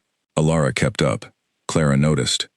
At the end of 3 hours, she said, "The River Road account has been poorly managed for 2 years. The pack that uses that road for trade has been undercharged, and I have not been able to get the council to address it." Alara said, "Why not?" Clara said, "Because it requires Aldrich to sign off, and Aldrich and the pack to the south have a long-standing arrangement that I do not entirely understand, and have never been able to document." Alara said, "Can I look at the River Road records?" Clara said, "Yes." She looked at them that afternoon.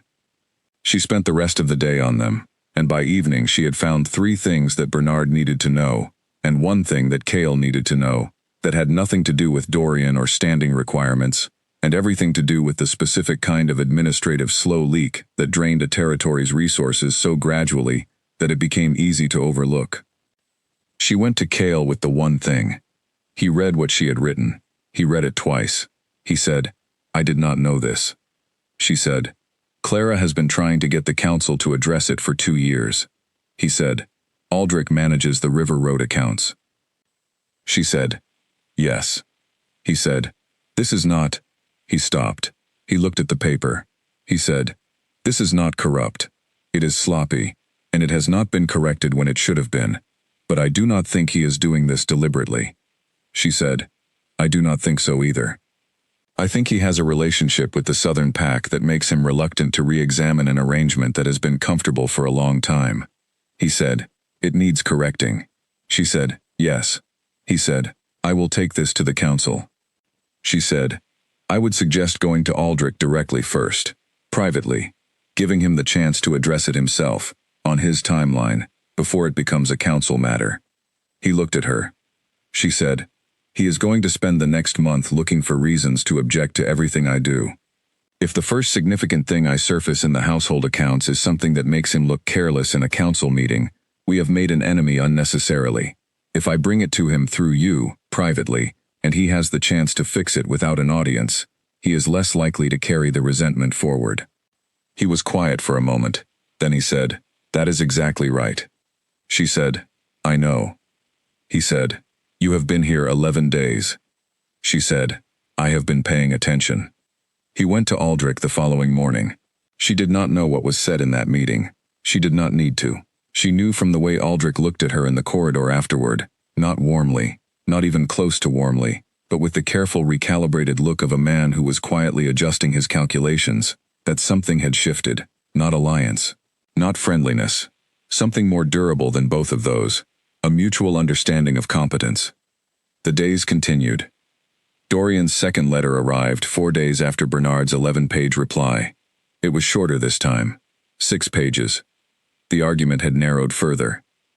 The challenge, when it finally came, was filed not by Dorian alone, but by Dorian in partnership with two other alphas from the Western Territories, men she had not known about, who had been, Bernard explained with professional neutrality, part of a loose coalition of interests that Dorian had been quietly assembling for the last several years, interests that had been banking on the mating ceremony producing a certain kind of outcome, an outcome that involved alliances they had influenced, an outcome that involved Kale's mate coming from a pool of people they had positioned.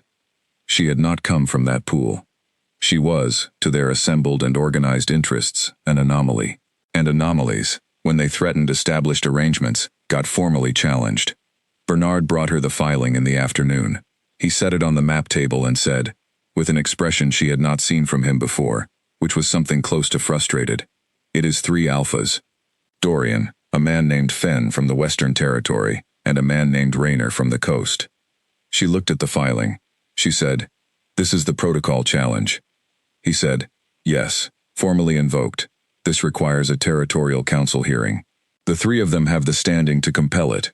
She said, "When?" He said, 4 weeks. "The hearing is in 4 weeks." She said, "At Stone Hollow?" He said, "Neutral ground. The territorial council convenes at Aldgate. It is 2 days' ride east."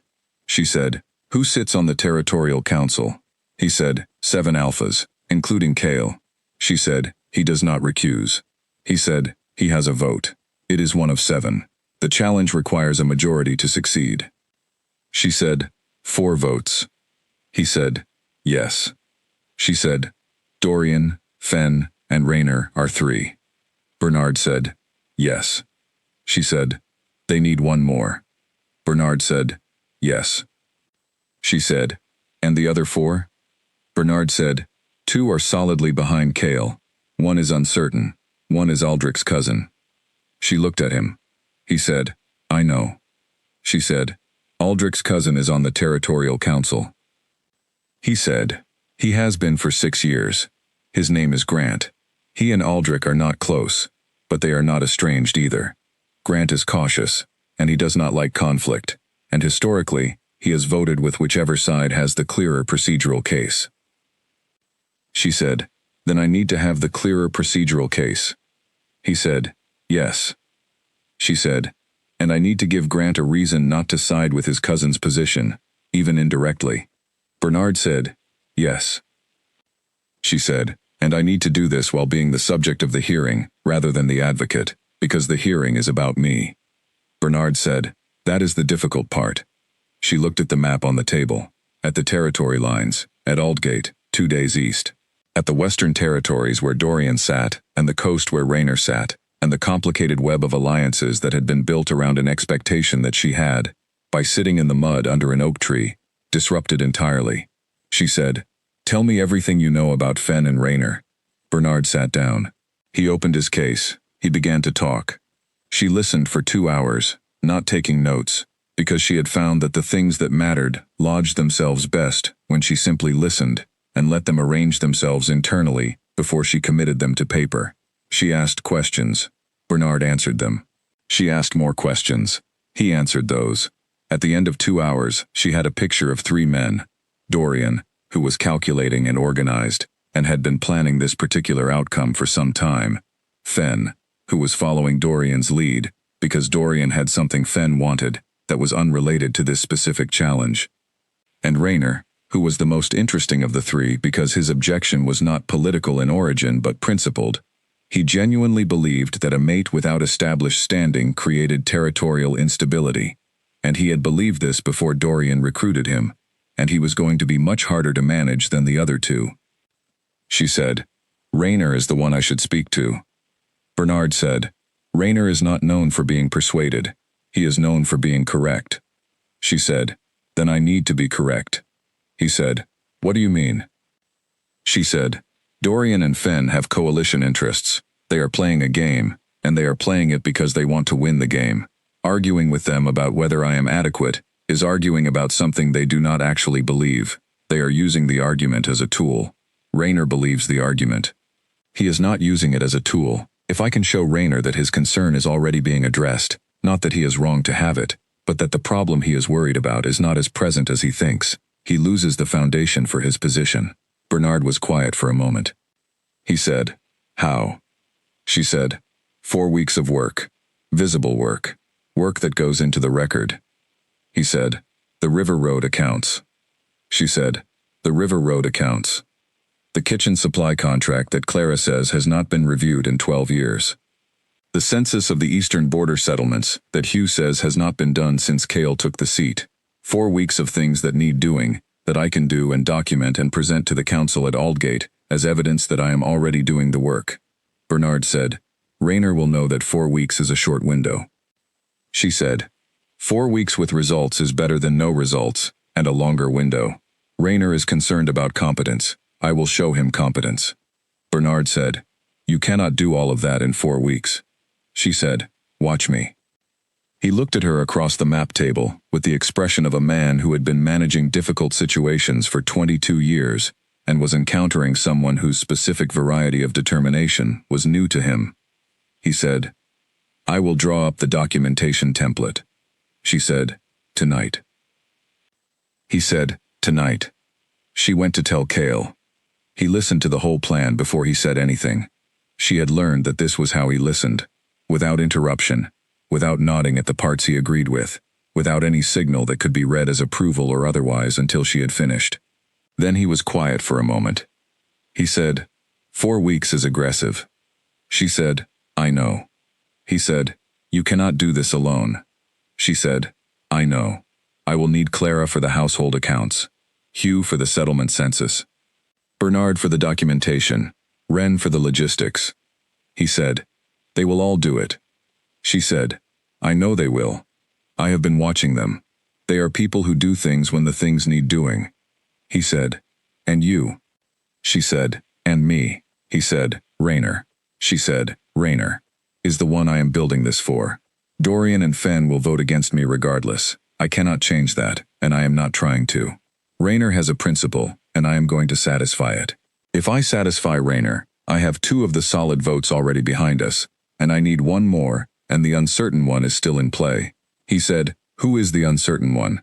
She said, "An alpha named Cora." He said, "What do you know about Cora?" She said, "Only what Bernard told me. She is 38. She has been on the Territorial Council for 4 years. She is known for voting with the procedural case, which is why Grant matters."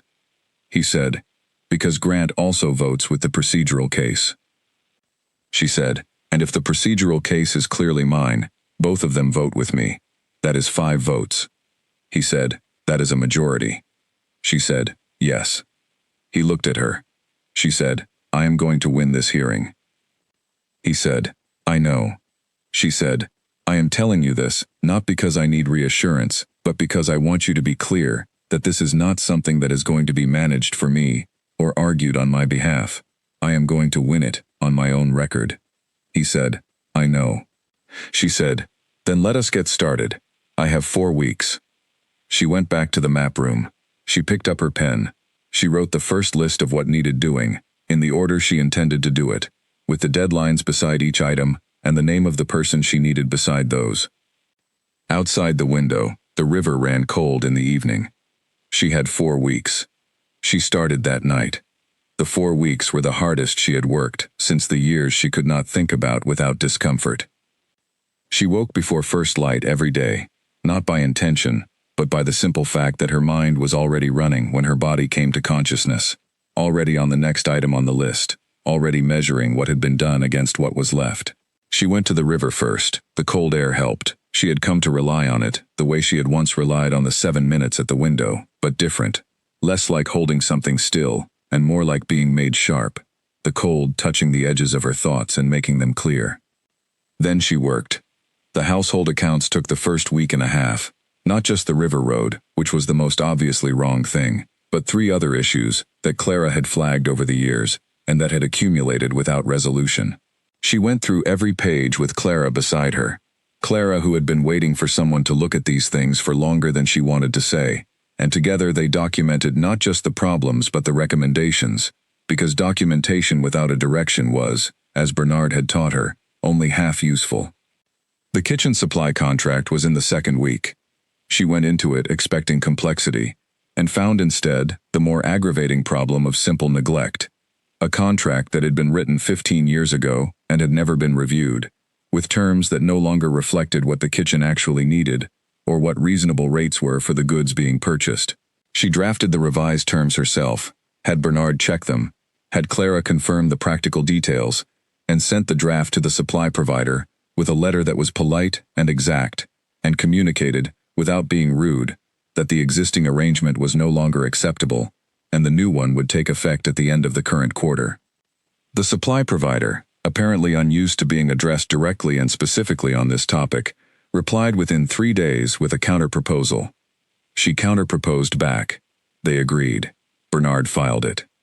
The Eastern Border Settlement Census was the 3rd week, and the most demanding, because it required not just paperwork, but travel.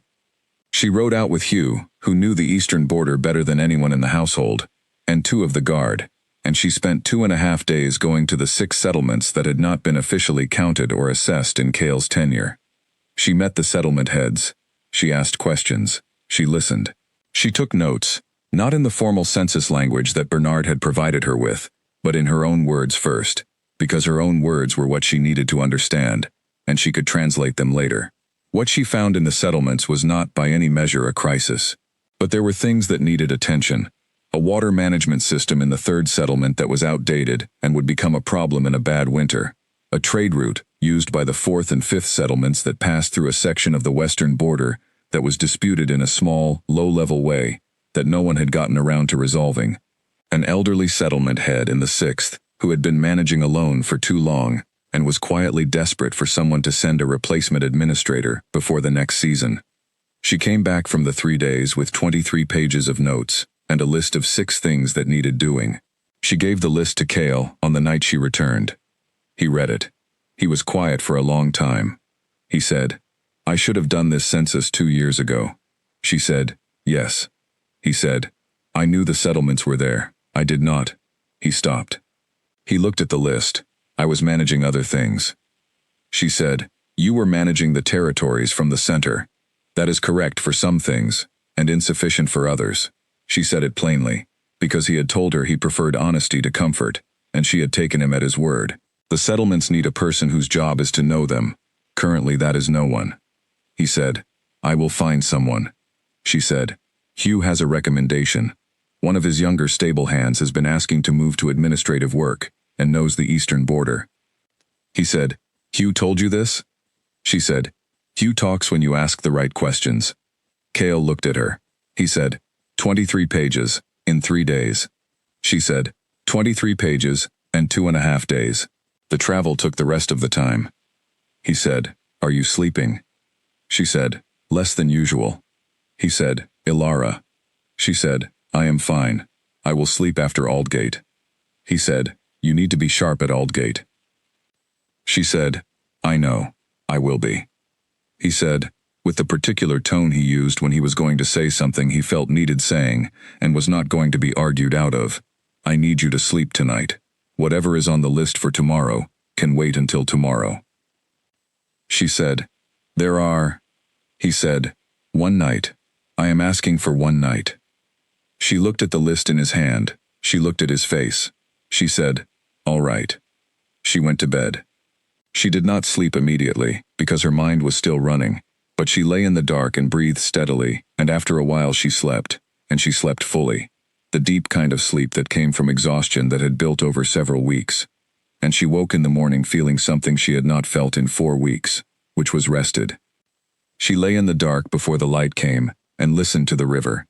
She thought, 2 more days, then Aldgate. She thought, "I am ready." The 4th week was preparation in a different sense. Not the work itself, but the assembly of it, the construction of the thing they were going to bring to Aldgate.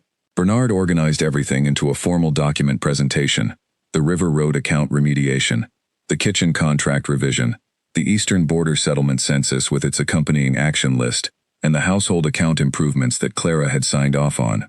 He arranged them in order of significance and supported each section with the underlying documentation, so that the presentation was not just a summary, but a fully substantiated account of 4 weeks of work. She read the whole thing the night before they left for Aldgate. It was 51 pages. She sat with it in the map room, at the late hour when the household was quiet, and the river sound came clearly through the window, and she read all 51 pages and thought, "This is what I have done. This is what the last 4 weeks have been. 51 pages of things that needed doing, done, documented, and provable." She thought of the kitchen at Ironmore, and the onions, and the preserve list, and the 3 years of being invisible. She thought, none of it was wasted. Every bit of it was practice for this. She closed the document. She went to the river. She stood on the bank in the dark and the cold and looked at the water. She said nothing. There was nothing to say. There was only the water, moving in the dark with the complete indifference of things that had been moving long before she arrived and would keep moving long after, and the cold air in her lungs, and the bond in her chest warm and steady. She went back. She went to bed. She slept. In the morning they left for Aldgate. The procession was smaller than the one from Ironmore. Cale and Wren and Bernard and 4 guards and herself, with Soot making a determined and ultimately unsuccessful attempt to come through the gate with them before Hugh caught him and redirected him with the patient efficiency of someone who had been managing Soot's gate ambitions for some time. She looked back once as the gate closed. The determined flowers in the garden were visible over the top of the wall. Cold air off the river. Granite holding the morning light. She turned back to the road. Aldgate was 2 days east, and the hearing was waiting, and Rayner was waiting, and Dorian was waiting, and the whole complicated architecture of alliances and protocols and territorial politics that she had been navigating for 4 weeks was about to resolve into a single room and a single question. She was ready. The road went forward. She rode. Aldgate was a town built for the territorial council and nothing else. That was not entirely true, but it felt true when they arrived. It had the quality of a place whose entire reason for existing was the large stone building at its center, the council hall, which sat on a slight rise and could be seen from the main road for the better part of an hour before you reached the town gate. Everything else, the inn, the stables, the 3 or 4 shops that provided what travelers needed, arranged itself around the council hall like supporting characters around a protagonist. She looked at the council hall as they rode in and thought, all right. They arrived the evening before the hearing. The other parties had arrived too. She could see Dorian's horses at the stables, and 2 other sets of horses with different marks that Bernard identified as Fenn's and Rayner's. Cale was expected, and his rooms were ready, as were hers, which were in the same wing, which she assumed had been arranged deliberately by someone and did not object to. She did not sleep well that night. This was expected. She had made her peace with the fact that the night before, things that mattered would always be like this, and she lay in the narrow inn bed and breathed steadily, and did not try to force sleep, only rest, and somewhere in the small hours she slept a little.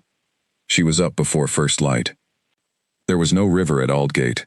There was a well in the courtyard, and she stood beside it in the dark cold and breathed in the morning, which smelled of hay and stone, and the particular metallic quality of very cold air, and she thought about nothing for 7 minutes. Then she went inside. Bernard was already up, which she had not expected. He was at the table in the small room adjacent to the council hall that had been set aside for their preparation, with the 51-page document in front of him and a pot of tea, and he looked up when she came in and said, "There is tea." She sat down. She said, "Tell me the room." He said, 7 council members. They sit in a half circle. The challenging parties sit to the left. The challenged party sits to the right. Cale sits in the council seat at the center right, which is his permanent position. He paused. "You will be asked to speak." She said, "By whom?" He said, "The presiding council member. In a territorial hearing, the oldest continuous member presides. That is a woman named Blythe. She has been on the council for 19 years. She said, "What do I need to know about Blythe?" He said, "She is direct. She does not like performance. She does not like people who use many words to say little." He looked at her. "You should be fine." She said, "What will they ask me?" He said, "Dorian's party will ask about standing, but the standing documentation is already in their hands, and it is unimpeachable, so that line will be brief. Fenn is following Dorian's lead, and will add nothing new. Rayner will ask about representation, about whether you have done the work of representation, and whether you understand what the work requires." She said, "And my answer." He set his hand on the 51-page document. She said, "Right." Cale came in at 1/2 past the early hour, dressed for the formal hearing in the way she had not yet seen him dressed. Not the working clothes she was used to, but the formal ones, which communicated his position without being elaborate about it. The same quality that she had noticed in him from the beginning. Authority worn the way good boots were worn, as something functional rather than ornamental. He looked at her. He said, "How are you?" She said, "Ready." He said, "You look it." She said, "How do I look?" He said, "Like someone who has decided something and has no intention of being moved off it." She said, "Good. That is what I am." The hearing began at mid-morning. The council hall was exactly as Bernard had described. 7 seats in a half-circle, the council members already seated when they entered, Blythe at the center in the presiding position. Blythe was older than Alara had imagined from the word, but the word was wrong. She was not old in the way of someone who had declined. She was old in the way of something that had been tempered. She watched everyone come in with eyes that had seen 19 years of this room.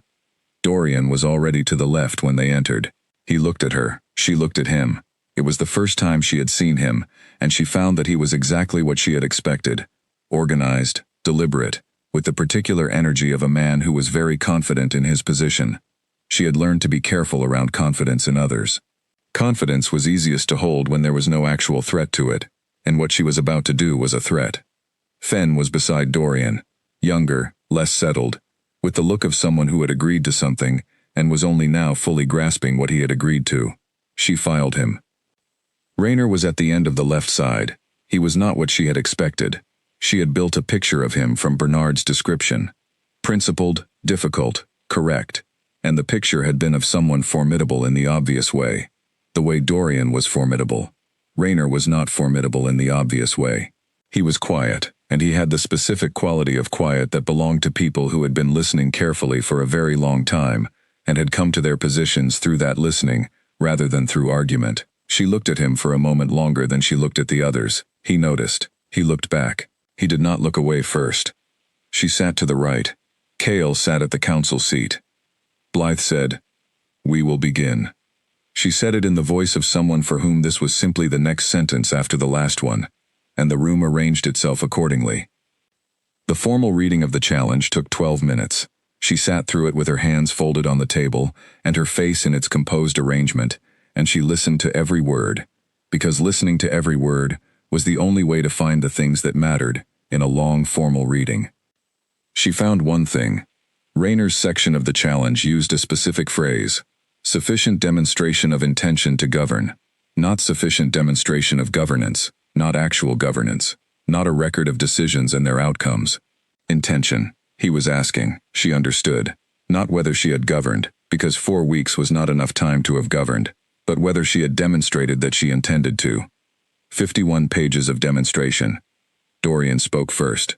He went through the standing argument, which Bernard had preemptively demolished, and which Dorian therefore covered quickly and without conviction, moving on to the representation concern in terms that were political rather than principled. He was concerned, he said, about territorial stability, about the precedent this set for other alphas, about the message it sent to the broader pack community. Blythe said, "What specific mechanism of territorial instability are you predicting?" Dorian said, "The bond was formed."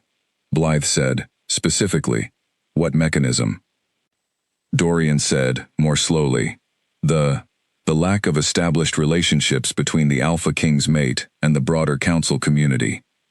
Blythe said, "That is a description of a current state, not a mechanism of instability. Can you specify the mechanism?" Dorian said, with the particular quality of a man who had just lost the ground he had been standing on, "I would defer to my colleagues for more specific concerns." Blythe said, "Thank you," and looked at Fen. Fen offered nothing substantive. He referenced Dorian's points. He was brief. Blythe said, "Thank you," and looked at Raynor. Raynor said, and his voice was exactly as Bernard had described it, level and deliberate, and without any of the political maneuvering of the first 2 men. "My concern is specific, and I will state it clearly. I have seen bonds formed on the strength of personal feeling that then place the territorial role in secondary consideration. I have seen what happens when an alpha's mate is unprepared for the work that the role requires, and it is not the person's fault. It is the absence of preparation. and the territories suffer for it in small ways that accumulate. I am not saying this is what will happen here. I am asking for evidence that it will not. Ilara said. May I respond directly? Blythe looked at her. She said, this is the expected point for the challenged party to speak. Yes.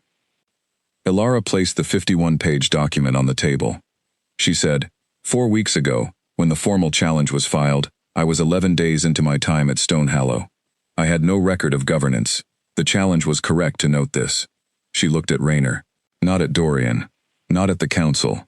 At Rayner. Because Rayner was the one she was talking to. I spent the 4 weeks between the filing and this hearing, building that record. What is in front of you is the documentation. She waited while Wren distributed copies. 1 to each council member. 1 to each challenger, she said. The River Road account had been undercharging a trading partner for 2 years, and the revenue loss was affecting the pack to the south that depended on that road for trade. It has been corrected, and the documentation is in Section 1. She paused. The kitchen supply contract for the Stonehallow household had not been reviewed in 15 years. I reviewed it, negotiated revised terms, and filed the new agreement. That is Section 2. The eastern border settlements had not been formally assessed in the current Alpha King's tenure. I rode to all 6 of them personally, and produced a census with an action list for each settlement. That is Sections 3 through 5. The household accounts overall had several areas of accumulated error. Those are corrected and documented in the final section. The room was quiet. She said, I am not claiming that 4 weeks of documented work is a full record of governance. It is not. I am providing evidence that when there was work to do, I found it and did it, and I intend to continue doing exactly that. She looked at Rayner. She said, your concern is whether I am prepared. I cannot prove preparation with words. I can only show you what I have done with the time I had. Rayner looked at the document. He opened it. He turned to the eastern border census section, which she had known he would go to first, because a man who cared about the territories cared most about the people at the edges of them, the settlements that were easiest to forget. He read for several minutes. The room waited. He turned back to the first section. He read. Blythe said, to the room at large, the council will take a recess. She went to the side room with Cale and Bernard, and she sat down and drank tea and said nothing. Cale said nothing. Bernard reviewed his notes. Wren, at the door, said nothing. She sat with the quiet and waited. After 20 minutes, Wren opened the door. He said, they are ready. She went back in. Blythe said, the council has reviewed the submitted documentation. We will now take a vote on the challenge as filed. She looked at the half-circle of council members. She did not look at Dorian. She looked at Rayner. Blythe said, those in favor of sustaining the challenge. Dorian, yes. Fen, yes. A pause. Rayner said, clearly and without apparent difficulty. No. She breathed. Blythe, no. The 2 alphas solidly behind Cale. No. No. 1 vote left. Grant. She had not looked at Grant during the hearing. She looked at him now. He was a careful-faced man, moderate in his expressions, with the look of someone who was giving the situation the full weight of his consideration. He looked at the document on the table in front of him. He looked at Blythe. He looked, once, quickly, across the room at Aldrich's face in the gallery. Aldrich, who had come as an observer, which was his right, who had been sitting in the gallery with the expression of a man attending something he was going to think about for a long time. Grant said, no. The challenge was dismissed, 5 votes to 2. The room moved into the business of formal documentation. Wren was already preparing. Bernard was already writing. Dorian gathered his papers with the efficiency of a man who was going to go home and think about what had just happened and determine his next approach, and she noted this and noted it to Bernard quietly, who nodded and said he had already noted it too. Rayner stood up as the room was clearing. She was still at the table, watching the documentation process, and she looked up as he approached. He said, the settlement in the east, the one with the water management issue. She said, yes. He said, there is a pack in my territory that has solved the same problem. I can send you their engineer. She said, I would be grateful. He said, the action list for the 5th settlement, the border dispute. She said, I know. It needs proper attention. He said, there is a long history there. It will not be quick. she said. I did not say it would be. I said it needs attention. He looked at her for a long moment, the same way he had looked at her when she had not looked away first, at the beginning of the morning. He said, "You know your territory." She said, "I am learning it." He said, 4 weeks. She said, "I started learning it on the first day." He said, with no particular expression, but in a voice that carried something genuine, "Yes, I can see that." He paused. "Good day." He left. She stood in the mostly empty council hall and looked at the place where the challenge had been and was now not. The room had absorbed it, the way it absorbed everything, with the practiced indifference of a space that had seen many things pass through it.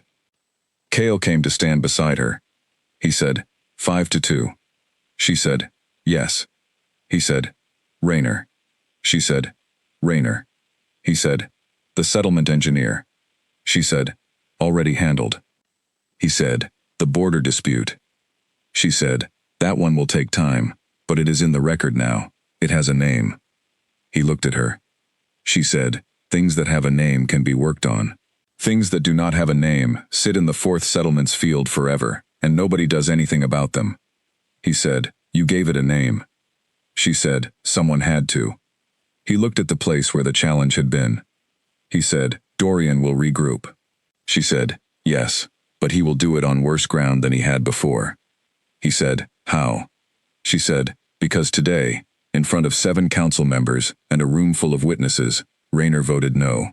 And Raynor does not vote no without a reason that he is willing to stand behind publicly. Whatever Dorian tries next, he is going to have to get past the fact that his own principled ally looked at the evidence and withdrew." He said, "Dorian will say Raynor was persuaded by performance." She said, "Let him say it. People who have read the 51 pages will have a view on whether it was performance." He said, "Grant." She said, "Grant voted no." He said, "Yes, I did not expect that." She said, "I did." He looked at her. She said, "The River Road accounts. Aldrich went to Grant last week. I am not certain what they said to each other, but I know the accounts were corrected, and I know that Grant, who votes with the procedural case, received Bernard's 51 pages this morning. The procedural case was mine." He said, "You thought about Grant last week." She said, "I think about everything." He said nothing for a moment.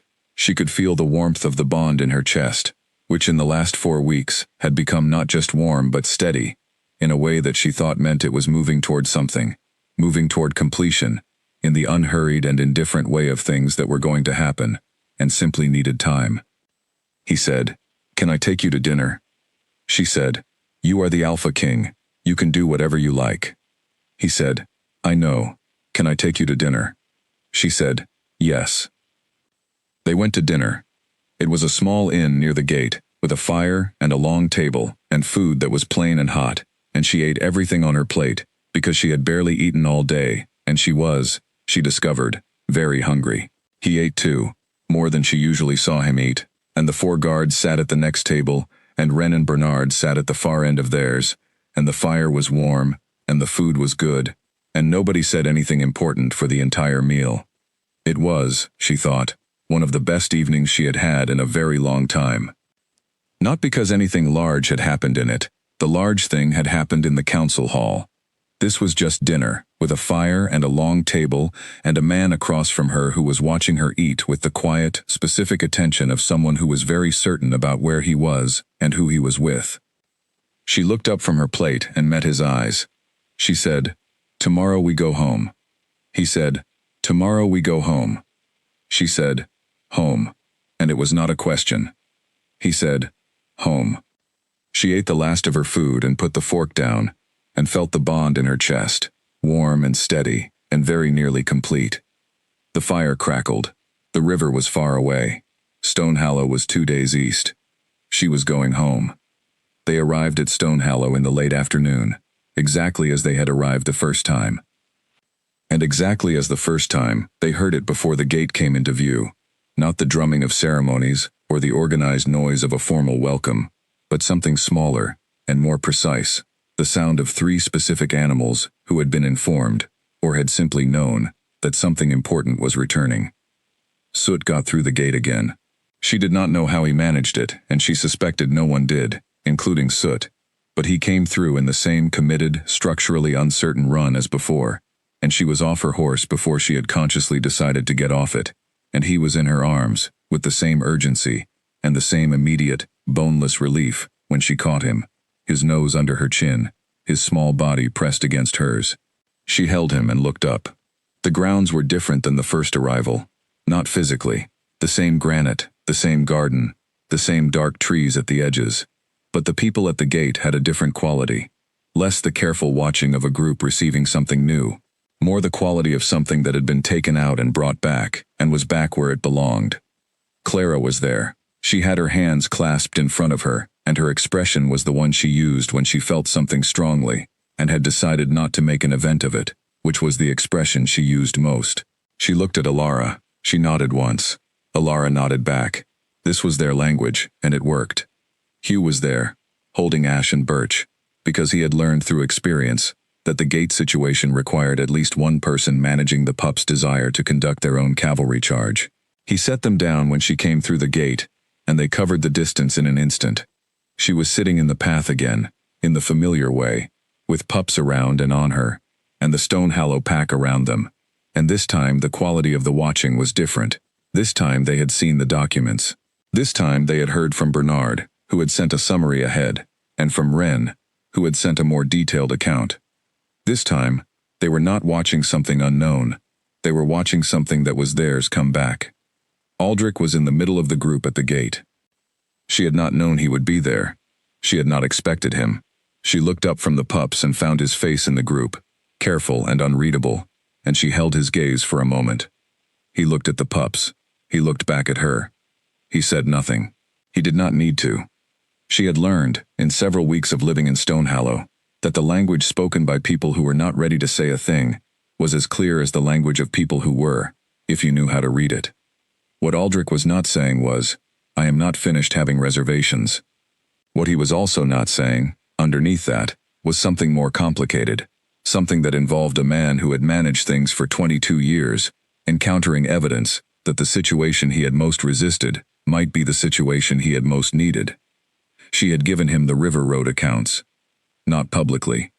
Not through the council, through Cale, quietly, privately, giving Aldrich the space to correct it on his own terms. She had done this, not because it was comfortable, but because it was correct, and because the difference between a managed enemy and a possible ally was sometimes only the space you gave someone to decide which they wanted to be. He had not decided. She could see that. He might never decide, fully. But the space was there, and that was what she had been able to offer, and she was satisfied with it. She got up from the path. She sorted the Pups. She walked through the gate, into Stonehallow. The next few days had the particular quality of a settling, not the tense, deliberate management of everything that had come before, but the natural quieting of things that have been working at high pressure, and have finally been allowed to slow. She slept for 10 hours the first night she was back. She woke to the cold river air coming through the cracked window, and the sound of Soot making a polite but persistent case at her door to be let in, which she had apparently become his default position on mornings, when the day had not started yet. She let him in. He went directly to the foot of the bed and lay down with the satisfaction of someone who had been waiting for the correct outcome for some time, and was pleased to have arrived at it. She lay back and looked at the ceiling. The granite caught the morning light in the way it always did, cold stone warming slowly, the light taking the color of the stone before the stone fully warmed. She had noticed this every morning since she arrived, and it still caught her slightly, the way it changed the quality of the morning, made it feel provisional, until the light and the stone had reached an agreement. She thought, "I live here." She thought it fully, and without the careful management of the thought that she had been applying to it for weeks, when there was always something requiring the thinking to be practical, rather than personal. She thought it as a plain and complete truth. "I live here. This is the cold air. This is the sound of the river. This is the place where the light and the stone have their morning argument, and resolve it by noon. Mine." She got up. She dressed. She braided her hair, which needed trimming. She noticed this every morning, and noted it, and moved on, because hair was not the pressing matter on any of the mornings she had had recently. She went to the window. 7 minutes. She had kept the 7 minutes even in the middle of the 4 weeks, when every minute had been spoken for. The 7 minutes had become not a substitute for something larger but a practice in its own right, the deliberate act of pausing before the day began, standing at the window of the place that was hers and looking out at it. Below the window, the east garden was still in the morning. The determined flowers had a dusting of moisture from the night. The lavender bush, Soot's adversary, stood undisturbed. The wall beyond the garden ran into the tree line, and beyond the tree line the river ran cold, and she could hear it from the window. She heard footsteps in the corridor. Not the usual footsteps of the household starting up. Those had a particular pattern. Cole first, always, then the kitchen staff, then the older members of the household in their established order. These were quieter and more deliberate, and they stopped outside her door, and she knew who it was before the knock. She said, "Come in." Cale opened the door and stood in it, not coming in all the way, leaning against the frame with his arms crossed, and the morning light coming through the corridor window behind him. He said, "You are at the window." She said, 7 minutes. He said, "Are you including the time you have been talking to me?" She said, "I have 2 minutes left." He said, "I will wait." She looked at him. He looked back. He was not, she noticed, dressed for the day yet. He had the look of someone who had been up for a while, but had been somewhere that required no particular formality. Probably the grounds, probably the fence line, which he checked with the same regularity she had noticed from the very beginning. She said, "You ran this morning." He said, "South boundary. There is a section of the wall near the old gate that needs attention before winter." She said, "I know. Hugh mentioned it. It is on the list." He said, "Everything is on your list." She said, "That is the point of a list." He said, with the quality of the almost smile, "Yes, I have noticed." She turned back to the window. 1 minute. She looked at the garden and the wall and the tree line and the specific cold quality of the air and the sound of the river, and she let herself have it. Not the managed, careful version of having it, but the full, direct, unguarded version. Then she turned away from the window. He was still in the doorway. She said, "I would like to walk to the river this morning, before the day starts, if you wanted to come." He said, "Yes." They walked to the river. The path through the trees was familiar now, in the way that paths became familiar when you had walked them enough times at different hours, and in different weather, and different states of mind.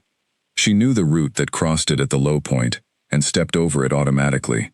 She knew the place where the trees opened, and the sound of the river became suddenly much larger, no longer something you heard from a distance but something you were inside. They came out on the bank and stood in the cold air. The river was high for late summer. She had not seen it high before. Her first visit had been in the middle of summer, when it was running lower and faster. High, it was slower, wider, with a different quality to the sound, a deeper note underneath the surface rush. She said, "It is different when it is high." He said, "It floods sometimes. In bad springs. The low path gets lost." She said, "Hugh told me about the flood 30 years ago." He said, "The East Garden walls." She said, "Yes." He said, "You know everything Hugh knows." She said, "Hugh talks when you ask the right questions." He said, "You keep saying this." She said, "Because it keeps being true." They stood at the river. The morning was very cold and very clear, and the water moved past them with its deep, unhurried purpose, going where it was going.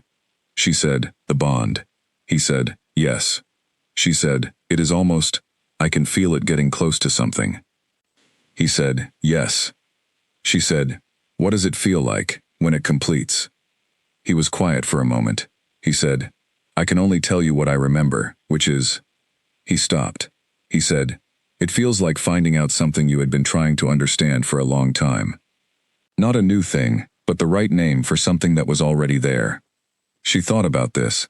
She said, "I have been trying to understand something for a long time." He said, "What?" She said, "What I am, when there is no work to do. When there is nothing that needs doing, and nobody to be useful to. I have spent so long being defined by function, that I have not been sure what is left when the function is complete." He said, "What do you think is left?" She said, "I think..." She looked at the river. "I think there is more than I thought. I have been finding more than I thought." The 7 minutes at the window. The way I know the path through those trees now. The pups. Soot. She paused. You. He said nothing. She said, I have not been a person who said things like that, out loud. I have been a person who kept things in the internal part. He said, you said it out loud. She said, yes. He said, how does that feel?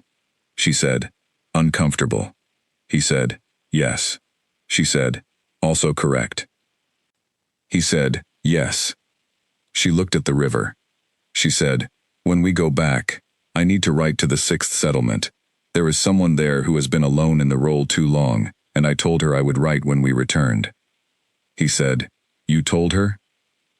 She said, she is 62 years old, and she has been managing on her own for 4 years, and no one from the center had spoken to her directly. And 2, when someone has been managing alone for that long, and someone finally comes, they need to know it was not a one-time thing.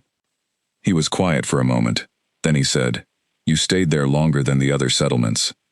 She said, 2 hours. He said, what did you talk about? She said, the settlement, her situation, the water problem, the trade route, her daughter, who is in the Western Pack and who she has not seen since the pass closed 2 years ago. She paused. She gave me tea. I drank it. She showed me the settlement boundary markers. I wrote them all down. He said, her name is Ada. She said, I know. He said, she has been asking for support for 2 years. She said, I know that too. I read the archived requests after I got back. They are in Bernard's files. She said, they were not answered. He said, no. She said, I know you had reasons. I know the last 2 years have been. I know what the last 2 years have been. I am not criticizing you. He said, I know you are not. A pause. But it should have been answered. She said, yes. I intend to make sure it is not missed again. He said, how? She said, I am building a list of everyone who has been waiting too long for something that needed doing. A pause. It is a long list. He said, I imagine it is. She said, we will get through it. He said, yes. The river moved past them, cold, even in the late summer warmth that was beginning, now, to find its way through the trees. She said, I want to say something. He said, say it. She said, when I came around that tree and found you in the grass with your pups. She stopped. He waited. She said, I was not looking for anything. I had stopped looking for things, as a general practice, because looking for things requires wanting things, and wanting things requires believing that the things you want might actually come to you, and I had spent 3 years very carefully not believing that.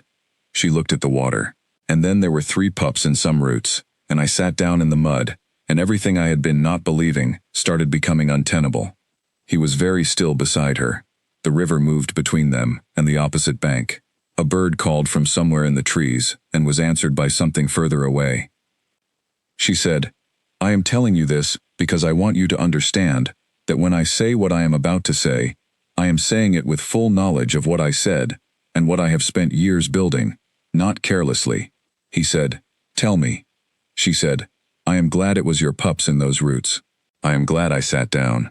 I am glad I did not go back to the kitchens. She turned from the river and looked at him directly, in the full way she had been learning to look at him since the first time in the grass, the look that did not manage or deflect or take inventory but simply looked. I am glad it was you. He looked back at her.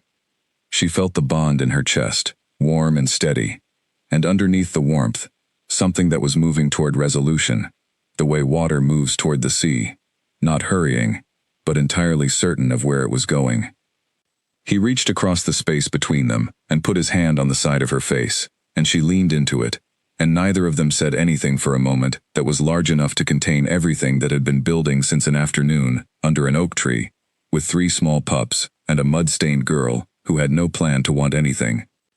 He said, against her hair, very quietly, I am glad it was you. She closed her eyes.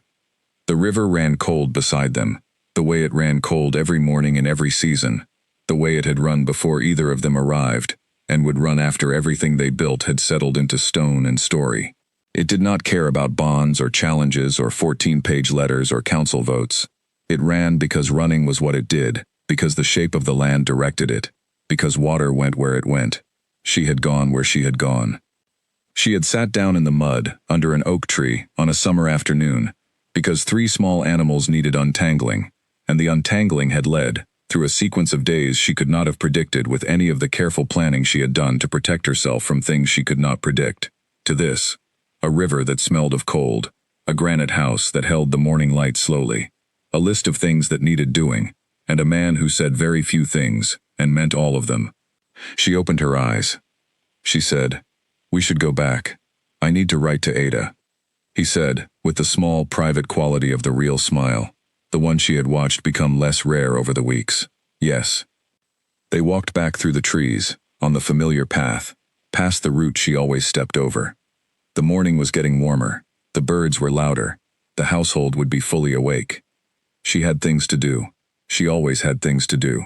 She had learned, slowly and in stages, that having things to do was not the same as being only the function of doing them, and that the difference was the space between, the 7 minutes, and the river, and the lavender bush, and the 3 pups who always knew where they wanted to be. They came through the garden gate. Soot was there, exactly where she had left him, stationed at the kitchen door with the expression of a pup who had been patient for a reasonable amount of time, and was now open to discussing the morning schedule. She scratched behind his ear. He leaned into it with the small, particular sound she had first heard under an oak tree, the sound of something very small, that had been given exactly what it needed, and was trying to say so in whatever language it had. She went inside. She went to her desk. She took out a clean sheet of paper. She wrote, at the top, "Dear Ada." She wrote, below it, "I promised I would write when we returned. We have returned." She kept writing. The morning moved around her. The bond in her chest was warm and complete and very certain, the way the river was certain, the way the path through the trees was certain, the way things become certain when you have walked them enough times to know them in your body as well as your mind. She was certain. She was home. Outside the window, Stonehallow was getting on with the day. The cold air off the river came through the crack she always left in the glass. The east garden held the morning. The oak trees along the outer wall stood where they had always stood, patient and old, and exactly where they intended to be. And somewhere in the kitchen, 3 wolf pups were having an extremely strong opinion about breakfast. She finished the letter to Ada. She sealed it. She wrote the border dispute notes. She started the winter preparation list that she had been putting off. She worked through the morning, with the same steady attention she had always brought to work, the same quality of being fully present in what she was doing, the same quiet and unremarkable competence that had made her invisible for 3 years, and was now making her something else. Not invisible, not loud, not the thing that any room had expected to find in her when it encountered her. Simply there, entirely there, hers. The river ran cold. The stone held the light. The pups found her at mid-morning, and arranged themselves around her with the absolute conviction of animals who had made their decision, and were not reviewing it. She kept working. She was home, and she had things to do, and the 2 of those together were, she found, more than she had known how to want, and more than enough.